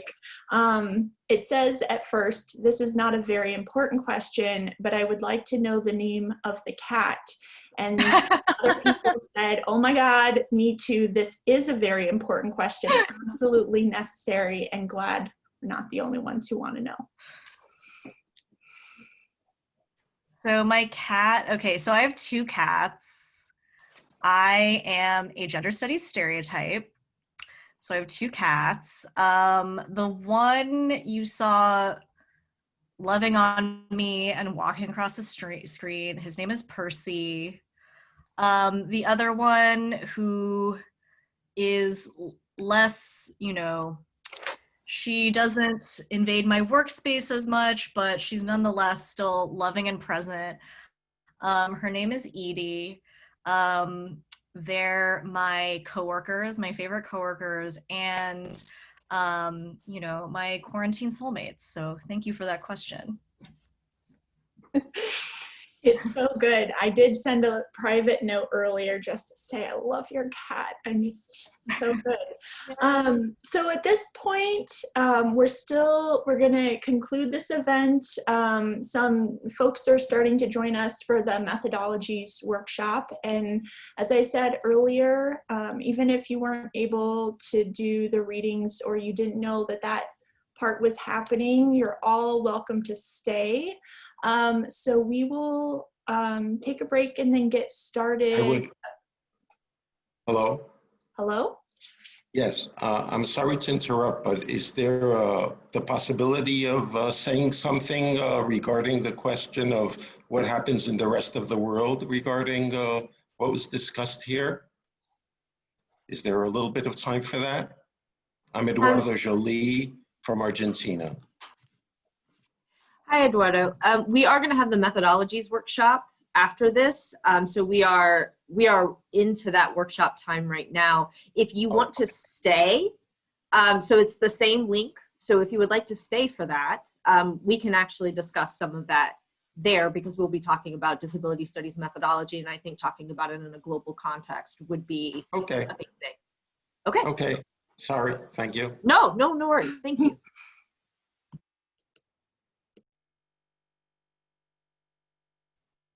Quería intervenir, pero no hay tiempo ya. Sí, pero puedo intervenir luego.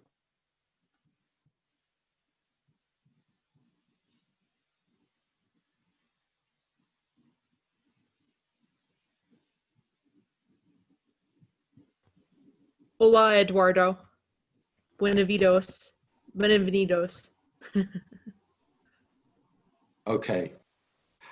No, I just wanted to address something that Jina mentioned regarding an interest in there being more of a political economic analysis and critique.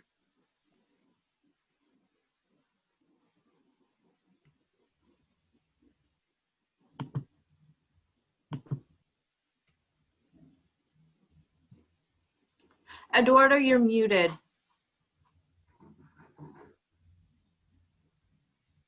Sorry. Okay, I think that Gina's, she mentioned something about there being more research in the lines of political economy disablement and within critical disability studies.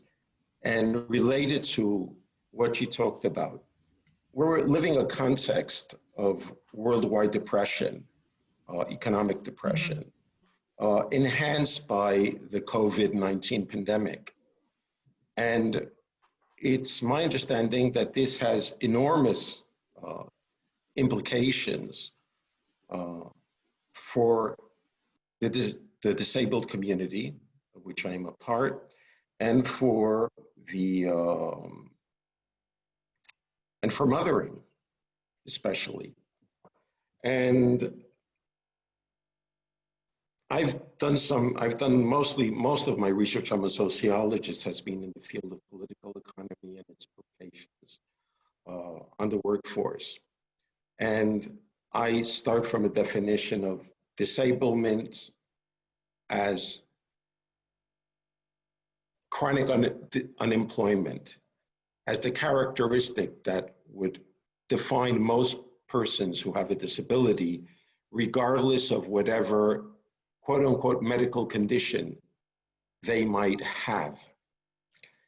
And that puts them in a situation of dependency, being as they generally do not have the means to earn a living on their own, because considered as potentially suspect as being unproductive, they're not hired.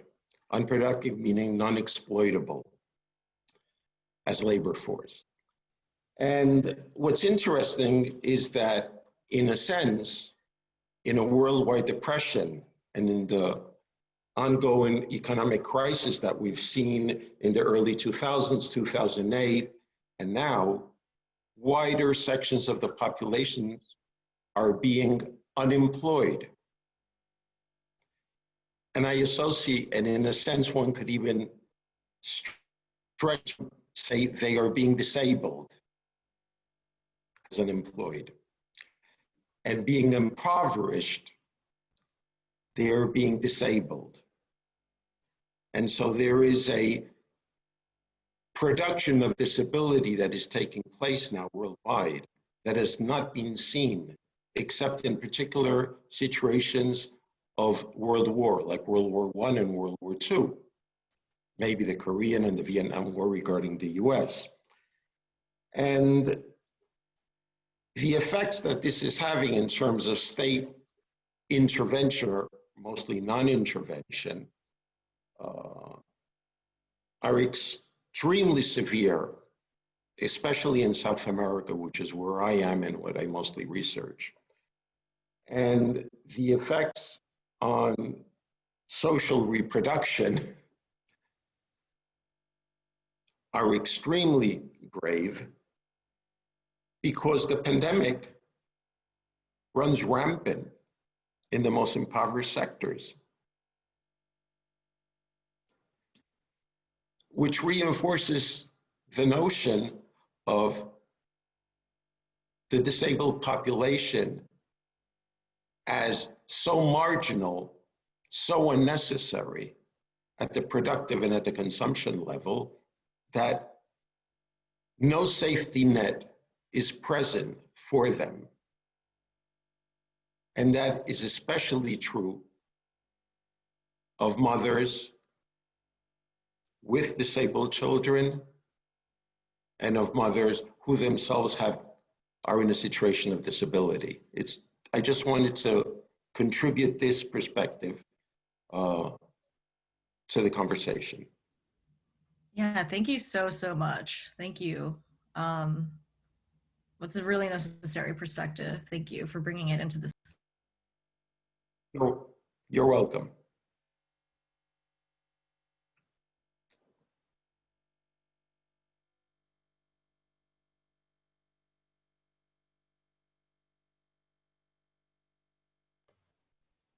Is it okay if I pipe in Yes. in response to that? I don't know if, I think we don't have the ASL person on there, so anyway. Well, I was going to follow up with what you were saying about unemployment and disability, because I think you have very good points there, and that definitely fits with a lot of my experiences, because when looking for employment as a disabled person, I find parallels between just looking for work as a disabled person and simply being unemployed and having a patchy work history, having gaps of employment, and the feeling of people I talk to, as well as my own feelings of impotence and, not feeling like a full human being, and like there's something almost inherently wrong with you if you're unemployed, because and it was like somewhat lessened during some of the recessions, and somewhat, I think, a little bit more now too, because like now everybody's going through a hard time. But there was still like a lot of stigma, and you could kind of feel it, like, and then there's a gender aspect to it, because for men, they often feel very emasculated if they're unemployed. Like there's higher rates of suicide and stuff among men when there's like unemployment goes up. In the US, areas where there's like deindustrialization and stuff, there's very high rates of suicide among men in particular. Whereas women, it's like, because of the whole motherhood piece and stuff, it's like we might work, but like it's part of who we are. We also have these other things, So, well, of course, most of us have to work too, but anyway, but yeah, and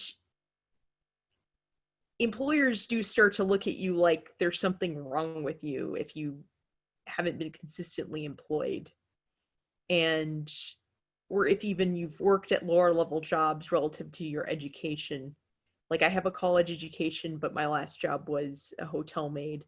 So I sometimes am like, are they going to look at me weird? Like and of course, and actually when I was working at a hotel maid, one of the people I worked with, she was an immigrant from an African country, and she had a master's degree because she didn't speak English. So that's where she found work.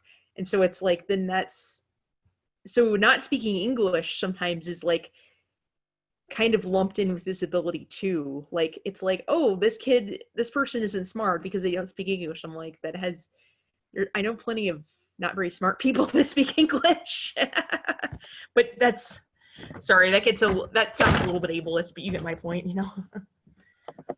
But yeah, Right. So, and that also fits with what you're saying about with what you were talking about with whatchamacallit, this sort of medicalization of welfare, and like, well, if you're poor, that there's something wrong with you and we have to fix something wrong with you, like. And I've even heard like sort of pseudo-psychological ways of talking about it, like, we need to teach you skills of resilience. No, my friends that grew up in poverty know way more about resilience than I do. So I'm afraid, I'm sorry to interrupt. I'm kind of blabbing on, sorry. But I know we're going. It's good. I think that there's sort of informal time to talk because we've missed that a lot to, with the sort of transition to Zoom, though it enables a lot. But I do want to, since we're all going to be using this room for the methodologies workshop, I just wanted to start to transition in that direction. And Jina, we're going to have an activity where you'll have some downtime at the beginning, so you have your own time to take a break. Okay. Because that's important too.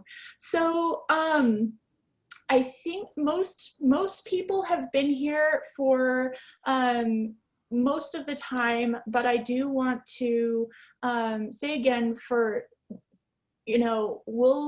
this workshop will run a little bit differently because it will be interactive, and so there will be opportunities for participants to engage with each other, and we will have times for you to for everybody to turn on the sound and video. I just want to make sure if anybody can't see the interpreter to let us know. So we've been using the chat function for the accessibility coordinator. So if you need to get in touch with any of us, please do let us know. Let's see. So I'm getting back to my notes. The other thing, just to let everybody know, is that the readings for today are actually in the chat. There are links to each of the readings in the journal lateral. And Jess, I saw you got on. Do you want to say anything? Are you? Yeah, so when you finished, I was going to introduce the breakout rooms, but I wanted to make sure that we were at that point. Almost. I'm almost there. So the 4 readings for today that were sent out ahead of time are listed there. They're the minute when enabling whom critical disability studies now, the shock critical disability studies as methodology, Kim towards a crib of color critique, thinking with Minich's enabling whom, and then Minich again, thinking with Jina B. Kim and Sammy Schalk. And so it's a conversation in Lateral, which is a journal of cultural studies.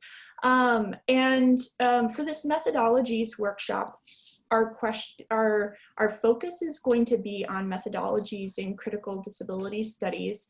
And so we're going to start with a group activity where we'll discuss sort of the key takeaways from these readings in terms of methods. And so if you just want to spend a little bit of time thinking about, what do these pieces collectively have to say about the methods for critical disability studies, and then you will be in breakout rooms and be able to discuss that with a smaller group. It'd be really helpful in the breakout rooms if somebody would be willing to record the conversation, because when you come back, there will be a time to report back, and then we'll have a conversation.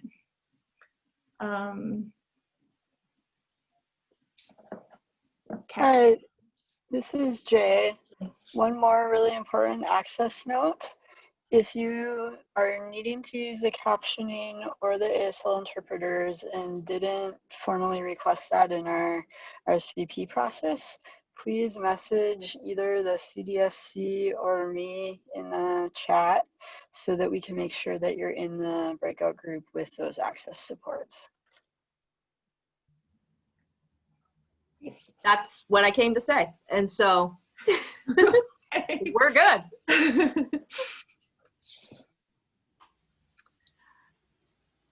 Good. So now, so we're going to transition into the breakout rooms. Please send notes if you need to send notes to the access coordinators. And then we will all re-meet up here in 10 minutes, 15 minutes? 15. 15. Let's see. Ooh, 12. Okay. We'll do 12.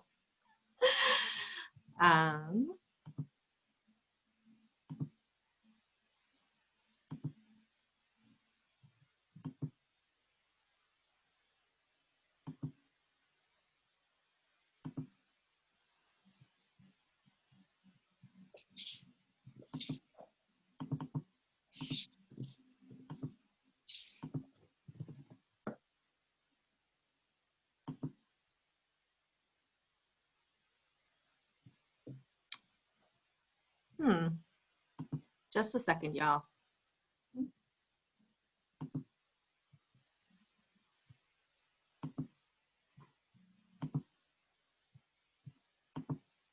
It is not letting me do this.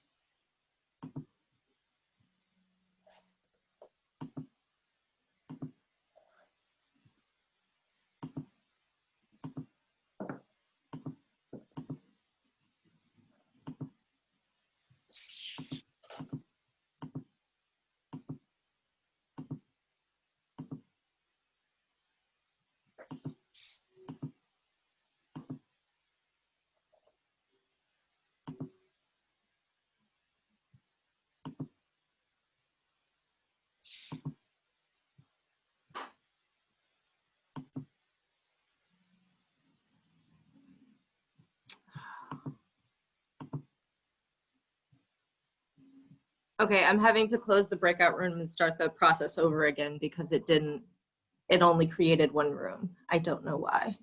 Okay. So thank you for your patience. Zoom has personality issues sometimes.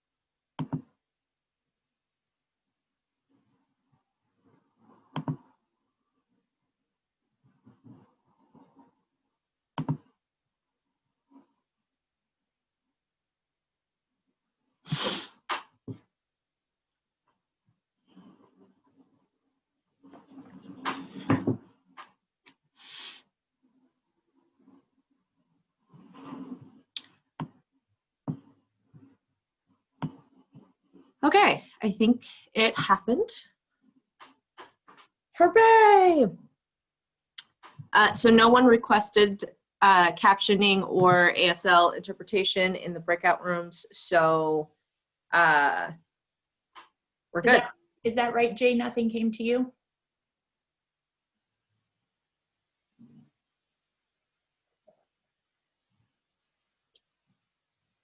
Sorry, I did get sorted out. I just pulled back out because I was wanting to just make sure everything's set and be available for troubleshooting. Great. I'm noticing that the interpreters are not in breakout rooms. Is that intended? So no one requested. I can put Okay. them in the rooms, Okay. but I think the person who needed interpreting left at some point, like probably at the end. They didn't tell us that they were supposed to stay for both events, but I think that they are not. So Jules and Okay. Jasmine, would you like to be in breakout rooms?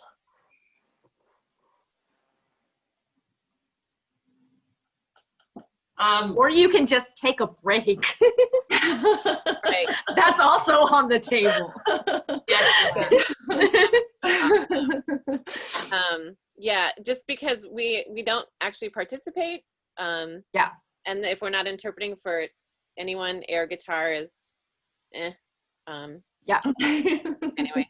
So Yeah. No, it's I don't know if that person is coming back. At this point, I probably assume not, but that they were RSVP'd for both events. So how long are breakout rooms? it's probably going to be about 10 more minutes. Okay. And then Yep. just Why don't have some food. we'll just cover our cameras, and then when we come back from breakout rooms, we'll interpret the wrap up. That sounds great. Okay. And then if you get any requests, like, oh my gosh, where did the interpreter go? Like that, Yeah. just We'll message. here. Yeah, we'll message. Okay. Thank you. Thank you. Erin, I have another meeting after this, so I am going to have to leave pretty much at 3. Okay. So it seems like this is a topic that people really want to talk about. If Jina is comfortable staying, I'm fine with it going longer. The only other thing that I would say is that, we're recording right now, so we're gonna have to cut this part out of the the thing. That's okay. But yes, so people are welcome to continue using the space. If Jina would like to, feels comfortable staying longer, I'm okay with that. I do not want to keep them. And also the interpreters do need to leave at 3. Okay. So, and the captioners do need to leave at 3. So at that point, we won't, I'm the person who requires captioning that I know of that we have still here without the requests. But that's like the talk or the conversation could go longer if Gina's comfortable with that, but the ASL and the cart will need to leave at 3. Yeah, and at some point, I will try and keep it to 3, but also at some point we just need to leave the room. Yeah. It needs to be done. I thought you had done a good job just saying like we need the break. And so then I went, and then I was surprised. I think No, one of the attendees, I think there was a moment of confusion, and one of the attendees started talking to the other person. And so then the person took it as an invitation to talk during the break. But I think most people had their cameras off, and it was a break, and they were having a conversation with each other. Yeah. So just for the future, that's something that we need to be really clear about, because just that we're off. People are off. Yeah. Yep. I think that's great. And I misunderstood. I was the one muting. I was like, and then I came back and I was like, oh, it's still happening. Yeah. So We have, I mean, this is our first run through. This is our first event of the year. Zoom has some new features. Like, I've done breakout rooms before. They did not look like this the last time I did them. So this is an update. So I think that there are some things that we are pretty much learning right now. Is there the a features. way to get feedback from people who attended to Yeah, see? So what we're gonna do is we'll send out a feedback form after this event. And I'll just send it out to everyone. One big issue that we had is that we had a lot of late RSVPs. Like people were RSVPing. We had like 30 RSVPs, maybe a little more, come in after noon. And they were still coming in during the meeting itself. Like, I ignored after quarter till. But that's not something that I thought that we would need to handle. Because I had people who RSVP'd late and then now are emailing me for the thing. Do we just cut it off? But that's something we need to clarify. So I was spending a lot of time toggling between, I didn't even hear the lecture. I was toggling between screens trying to handle RSVPs and like check the chat and make sure things are going okay, like, and admit people back and forth. And so there's some things that could be smoothed over. I'm taking some process notes too, so we can have a place to start when we're making a list. Great. Yeah. So, and on that process notes, can you just write down, like, we have to assign a person. We either need to clarify policy on RSVPs at the last minute for events that we're going to make super public, like this talk, or we need to have someone checking the RSVPs until X time. And that has to be its own thing because like they just come in and it's like requires your full attention. Yeah. I don't have that level of detail right now on my hand scratched list, but when we get that far, we can do that. So. Mm-hmm. It's good. I mean, and I was worried. I didn't know that you would be checking then, but I figured things would come in last minute, but not actually during the event. But until 1:40, we had people RSVPing. Yeah. And yeah. Sorry. Yeah, and I mean, I think that's a function of people not realizing that they needed to RSVP, even though we said it. Like, I think it's on Facebook in particular. If people found the event on Facebook, it's not always, even if we say it, it's not always clear to people that they need to do that in advance, and they can't just jump in whenever because some events operate that way. Okay. Oh, entered the waiting room. I wonder. Miranda, did you ditch the small groups? I ditched the small groups. I wasn't well enough prepared to participate, so You're so bad. I'm gonna spank you. I'll look forward to that. I don't know who else is listening. Miranda is my. We're all listening. And that would be. Yes. Yeah, several people. I'm gonna. No shame.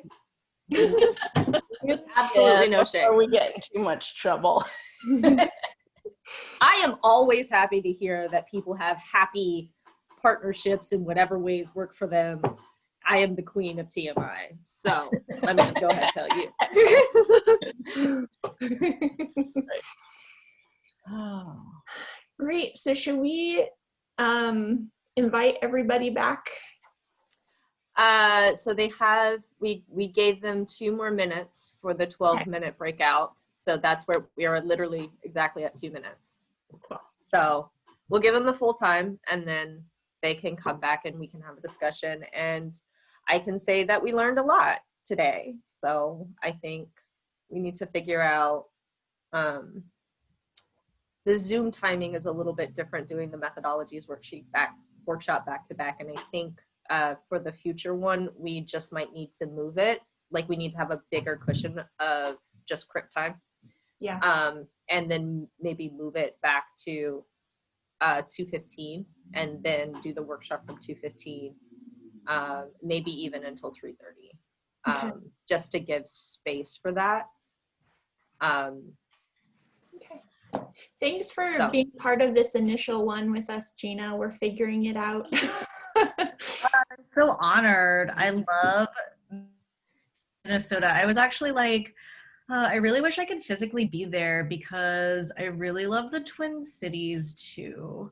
Yeah. In the future, we'll all be able to be in the same space. So, yeah. I mean, if that is possible, I wouldn't say no.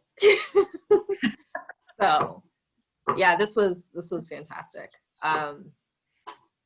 This is fantastic. I look forward. So I wasn't able to really engage with all of the presentation because I was doing all the things in the background. But the parts that I was able to I was like, oh my God, I can't wait to hear the recording. This is gonna be great.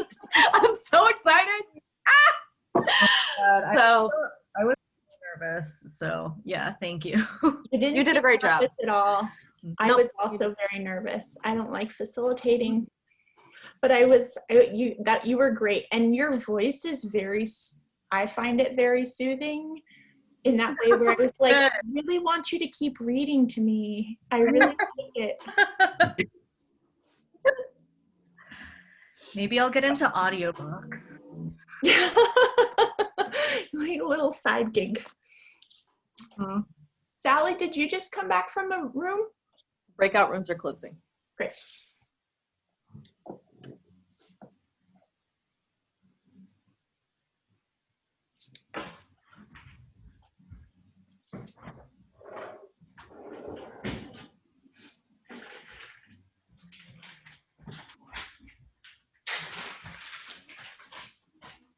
I mean, this is great because it looks like a lot of the people who RSVP'd weren't able to make it for the workshop, but a lot of people stayed. So this is actually quite cool. I'm pleased.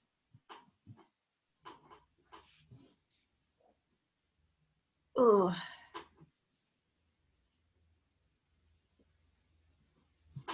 And Erin, just very quickly, I'm going to make you host. So when I have to step away, all of this doesn't close. Okay, great.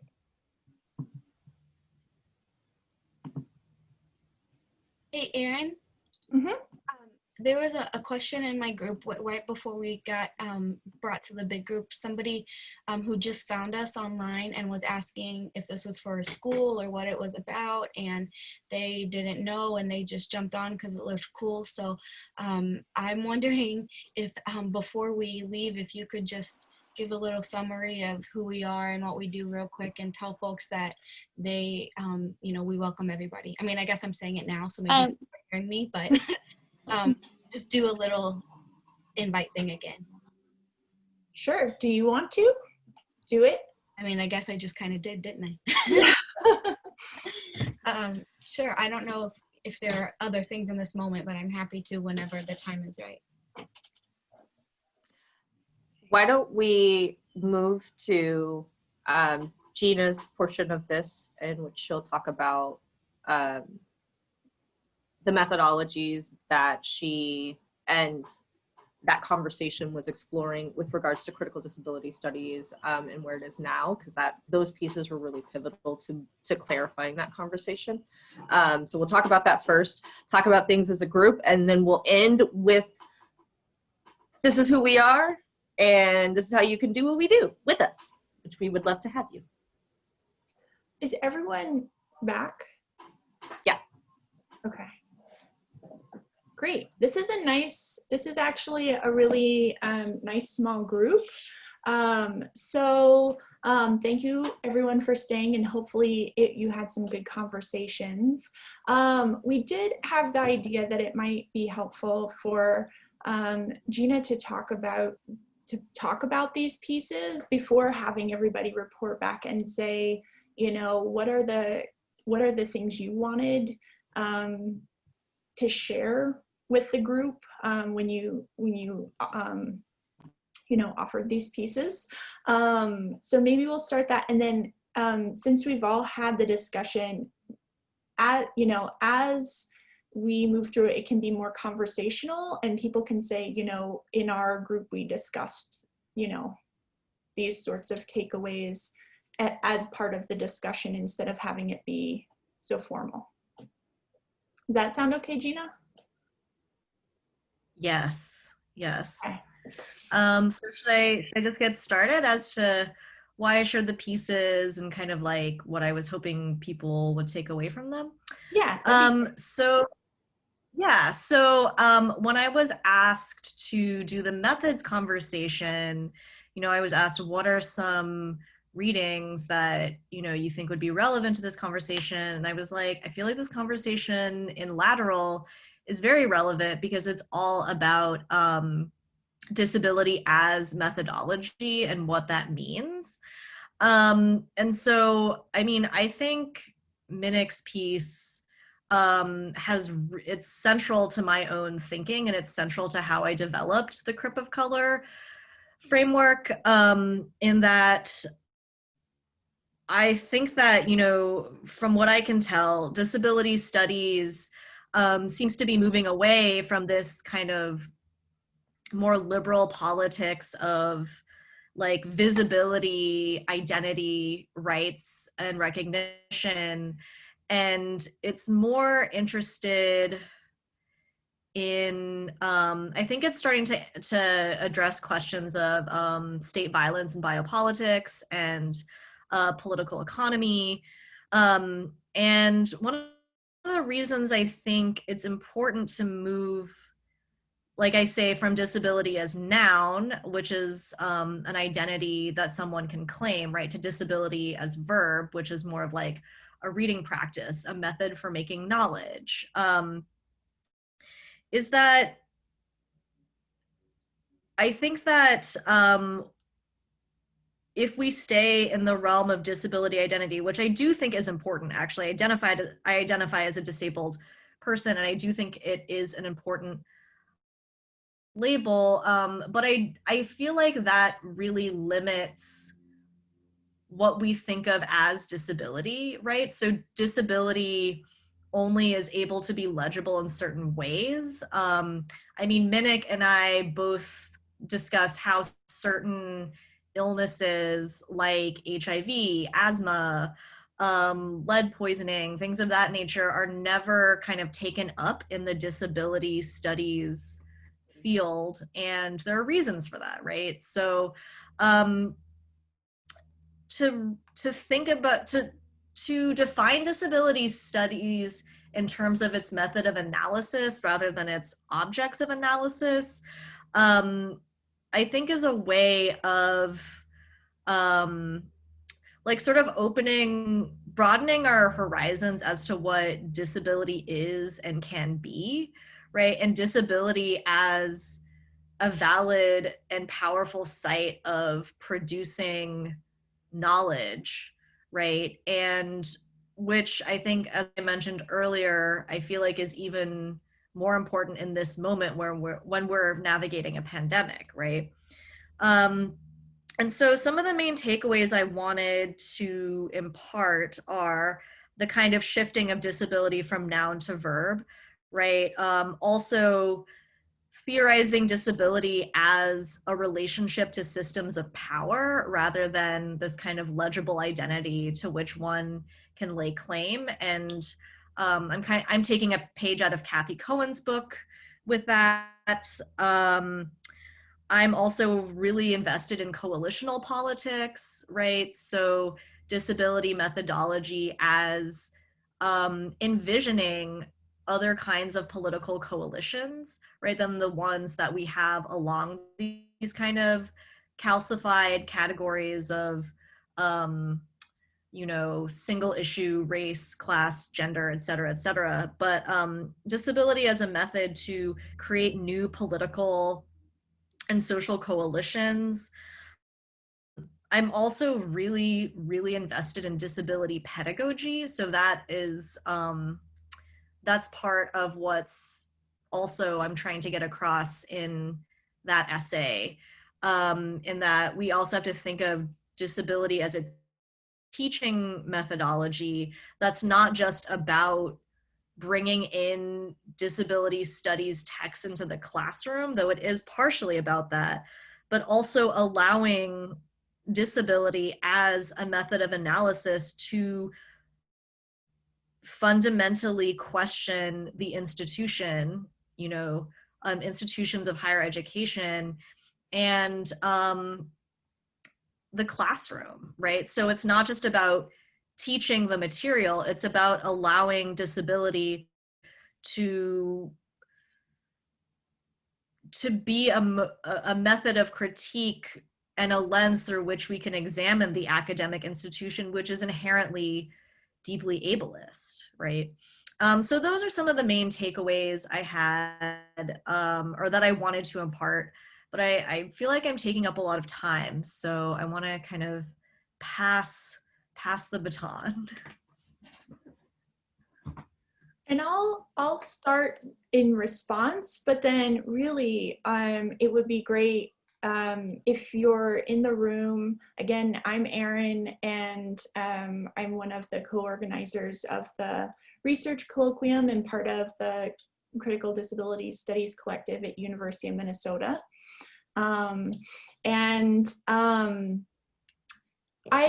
I think it's interesting with these pieces because my background and training is in ethnic studies and gender, women, sexuality studies. So when I started to come into disability studies, I already had frameworks to think about disability in the way that you lay out in these pieces, like that made sense to me coming out of like queer theory and Black studies. And it's interesting to think of methodology as the keyword for this piece, because I was trying to tease out, when are things sort of, theories or approaches or frameworks, there was some other language in there, or, methods for analysis.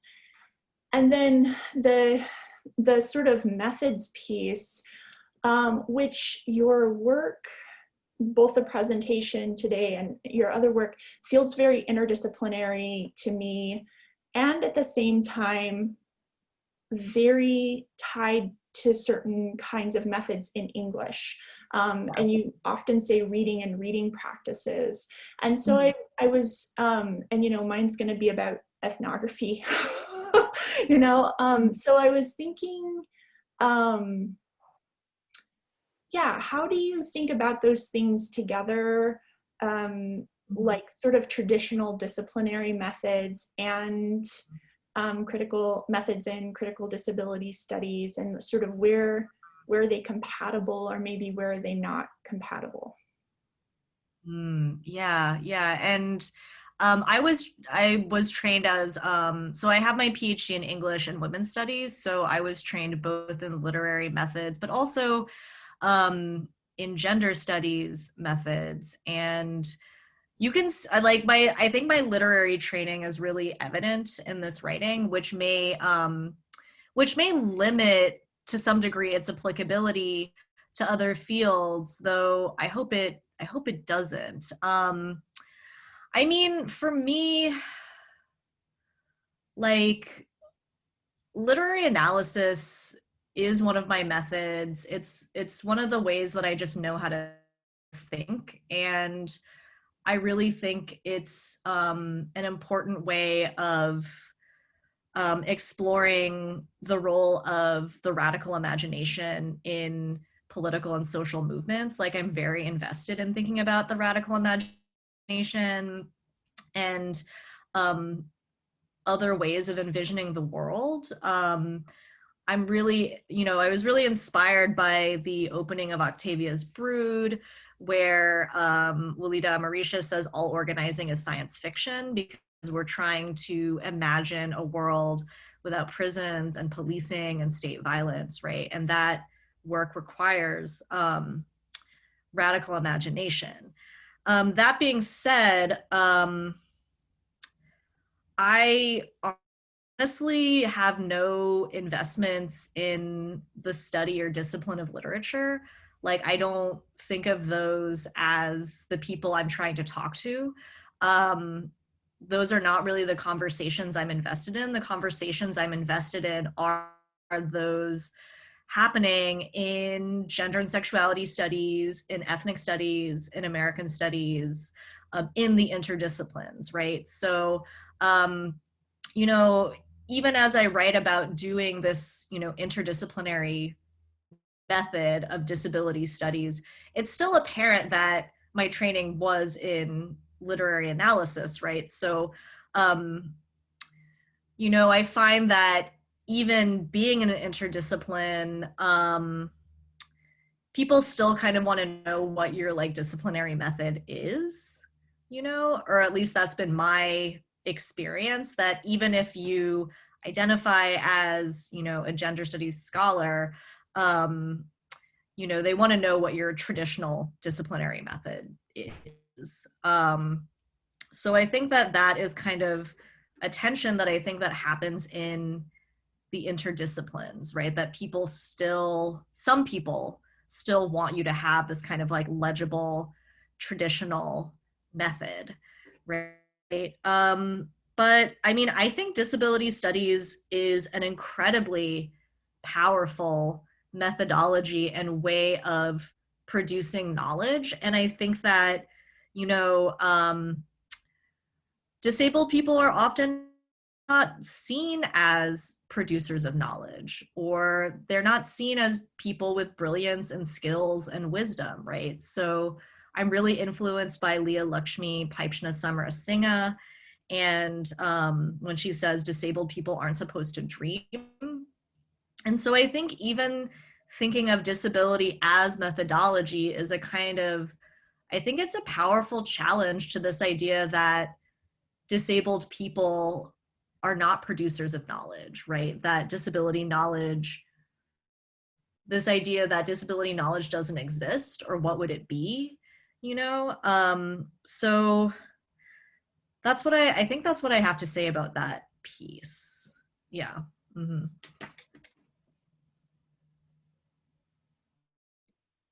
And I could follow up, but I do want to open it. And you're welcome to turn on your camera. We have a very small group in here, everybody.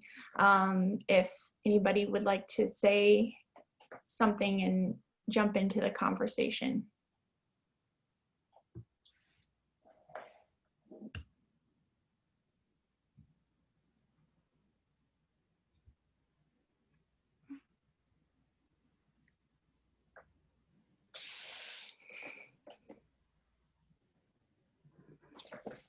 You're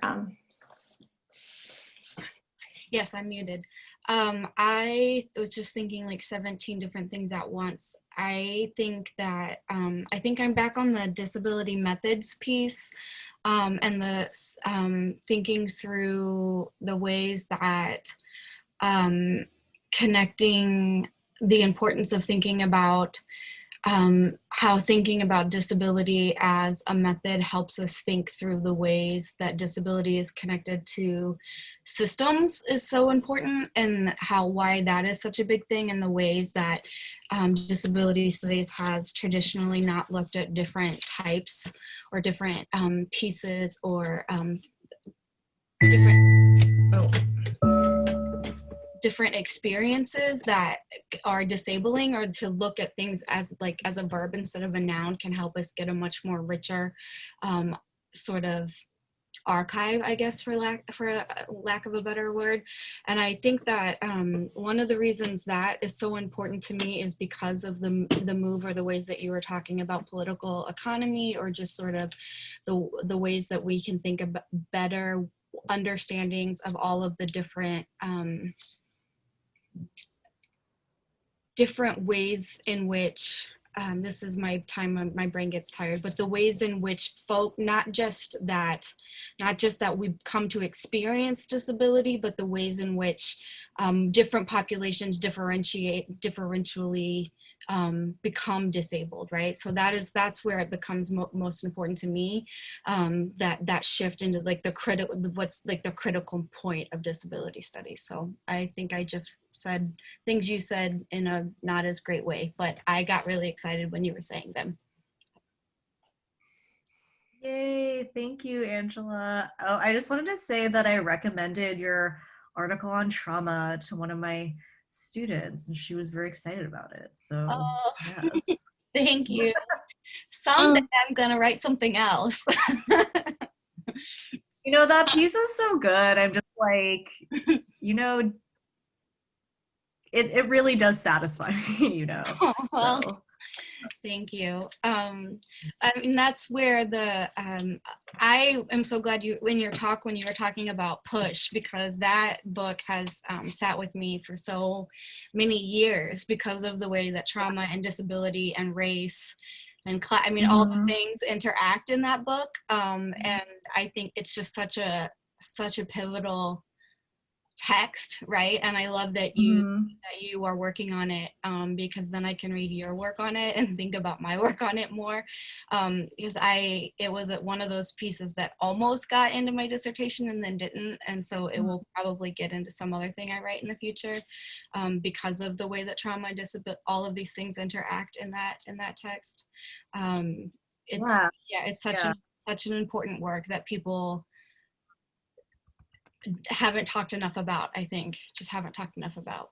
Yeah, I mean, I would really like it to be part of the disability studies, like, canon? I don't know. That's a strong word, but you know what I mean.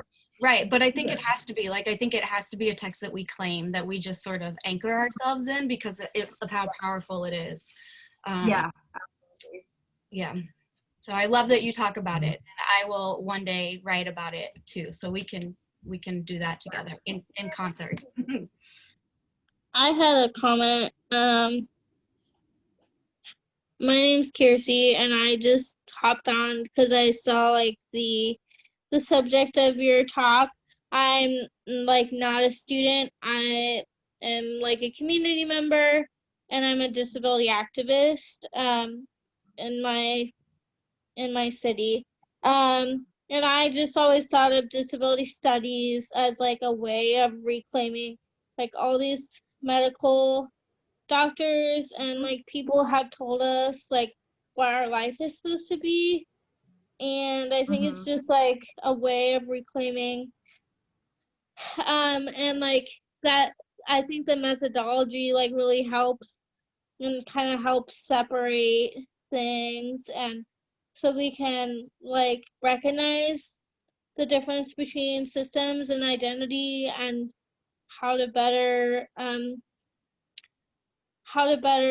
be better advocates. And like sometimes you like these systems are there and they're like not going to go away, like unfortunately, and we can try to dismantle them.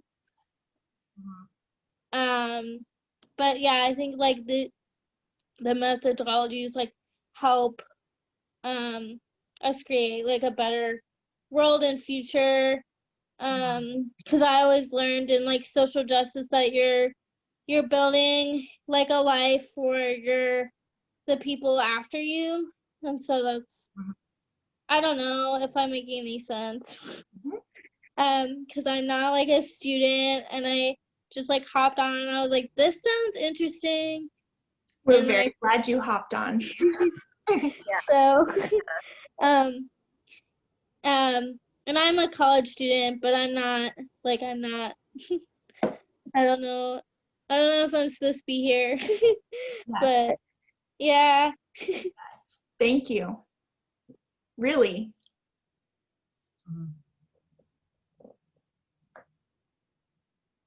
So, I do want to mention it is time. It's 3 o'clock. The interpreters are here through 3, but we can continue the conversation at, I will let Jina know like it's time, and make sure to defer because she's the one who's been in the hot seat for a long time. So when you're ready to wrap up the conversation, or if you are now, just let us know, but can keep. Oh no, like I'm having fun. My day is yours. I know if other people have to get going, I'm like, that's obviously totally cool. But I'm here to keep talking for a little while. So yeah. Gina is really thrilled by your talk and been really thinking about, since your piece came out in Lateral, about methodology. And I was excited that you turned to infrastructure, because basically we've been sealing the failings of infrastructure in so many ways. And yet at the same time, we want to think about infrastructure and both like the way in which state is responsible for infrastructure, but also the informal infrastructures that are created through networks of care, labor, and mutual aid. And that's been so critical within disability justice work, and with Leah Lakshmi's work, but also that we've seen in the uprisings and since COVID in Minneapolis and St. Paul. And so there's ways in which that informal is part of the response to the failings of gendered racialized capital, and the way that gendered racialized capitalism has been understood and negotiated by creating these informal paths.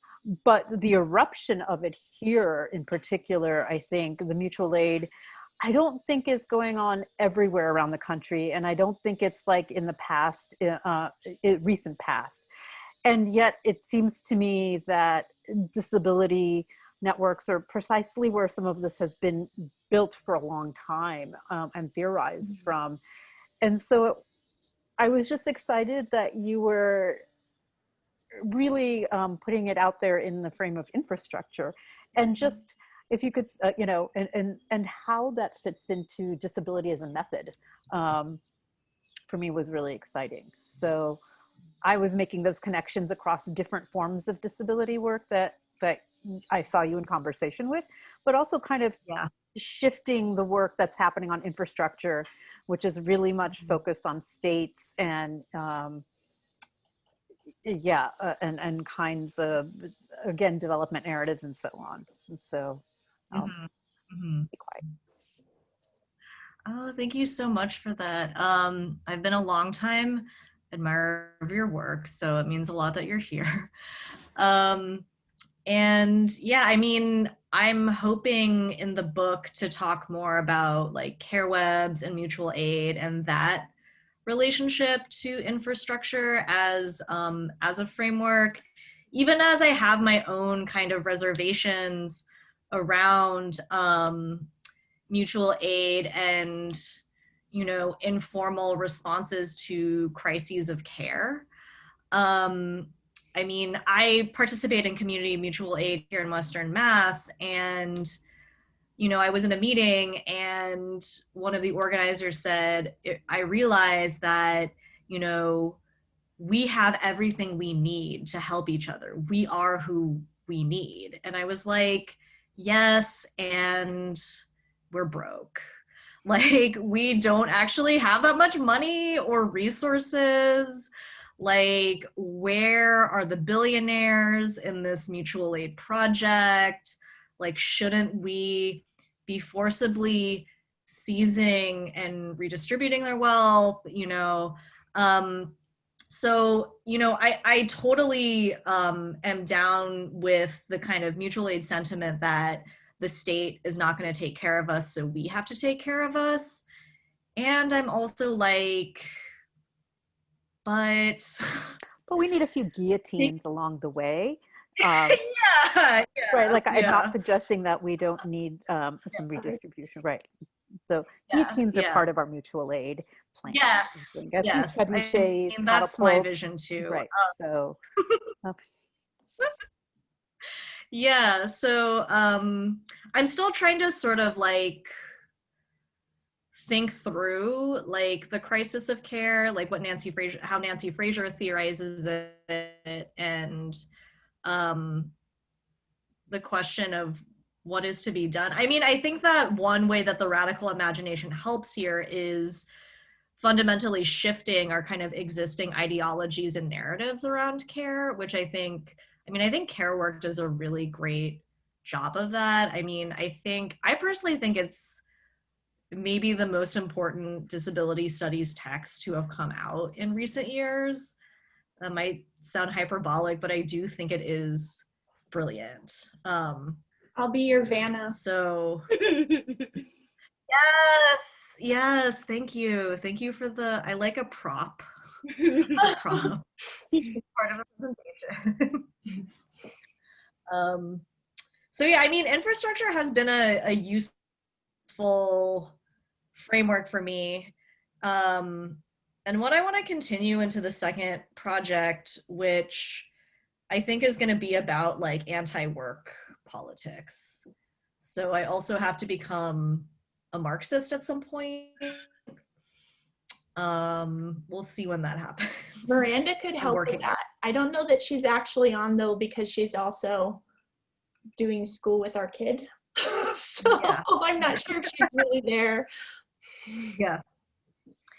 Hi, I'm actually here, but I'm, yes, cooking and child caring at the same time, but happy to be in touch later to follow up. Yes. And I'm really like coming in, I mean, I'm using social reproduction theory in my current project quite a bit. And I think that for the second project, which I sort of am envisioning as a kind of like anti-work politics, kind of in the vein of Kathy Weeks, that I will need a much more kind of like rigorous training. So yes, I look forward to that. I look forward to talking. Thank you for your talk today too, and the discussion's great. Thanks for coming. She didn't have a choice. My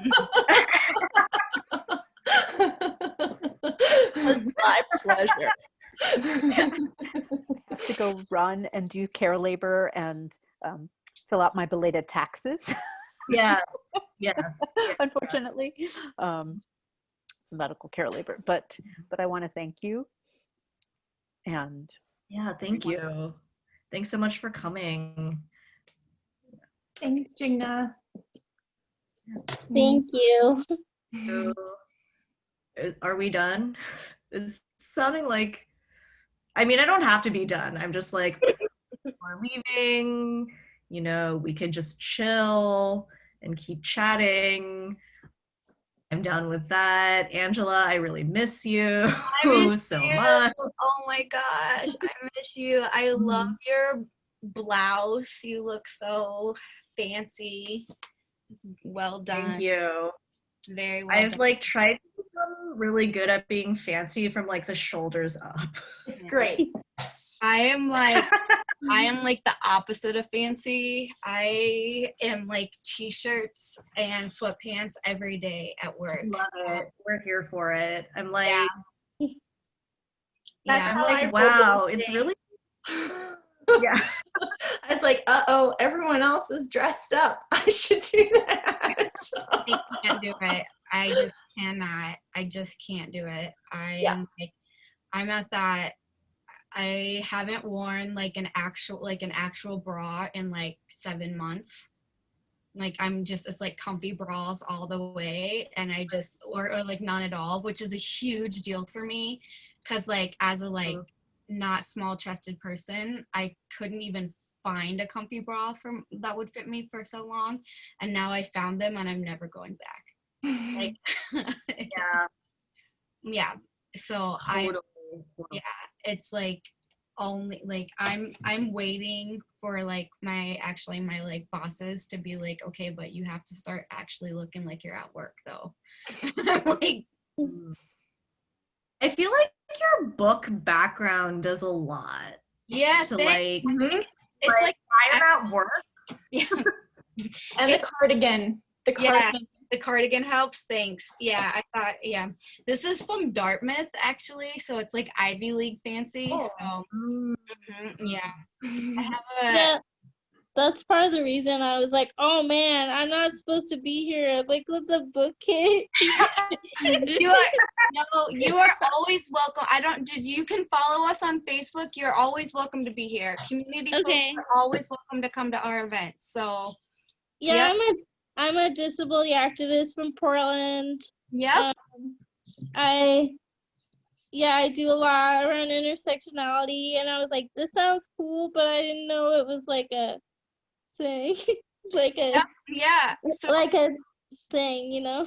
Yeah, we have lots of different kinds of events. So some of them are like this that are more academic, scholarly stuff, reading, and some of them are more discussion based. Some of like we have lots of different kinds. So just follow us on Facebook and come whenever you want. Like we're absolutely open to all kinds of folks. And there's a disability justice conference coming up in Portland. Like it's not in Portland, but it's like online. And I think there's going to be some activists there. I think it's the Disability Justice Collective PDX. So yep, I signed up for that, but then it got rescheduled because of the climate fires. Right.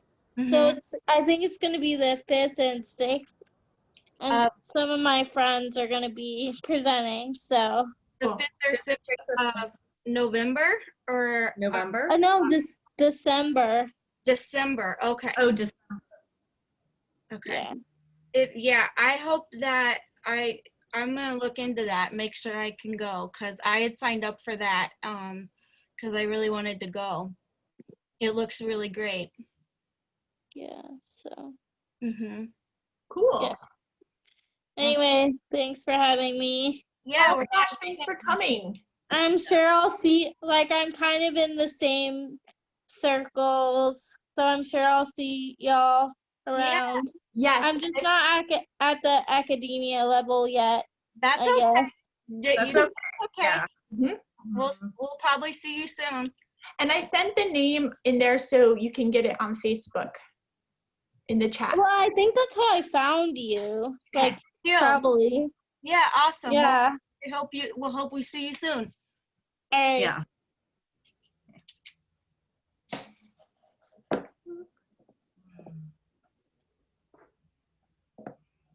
So Angela, sorry. Yeah. We can also, how are they, sorry, is this just like a private chat? No. I don't know who Alana is. Alana, are you still here? I don't know who that person is. Hold on a second.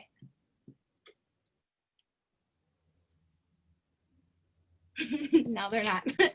I just put. I said bye. I just put, yeah.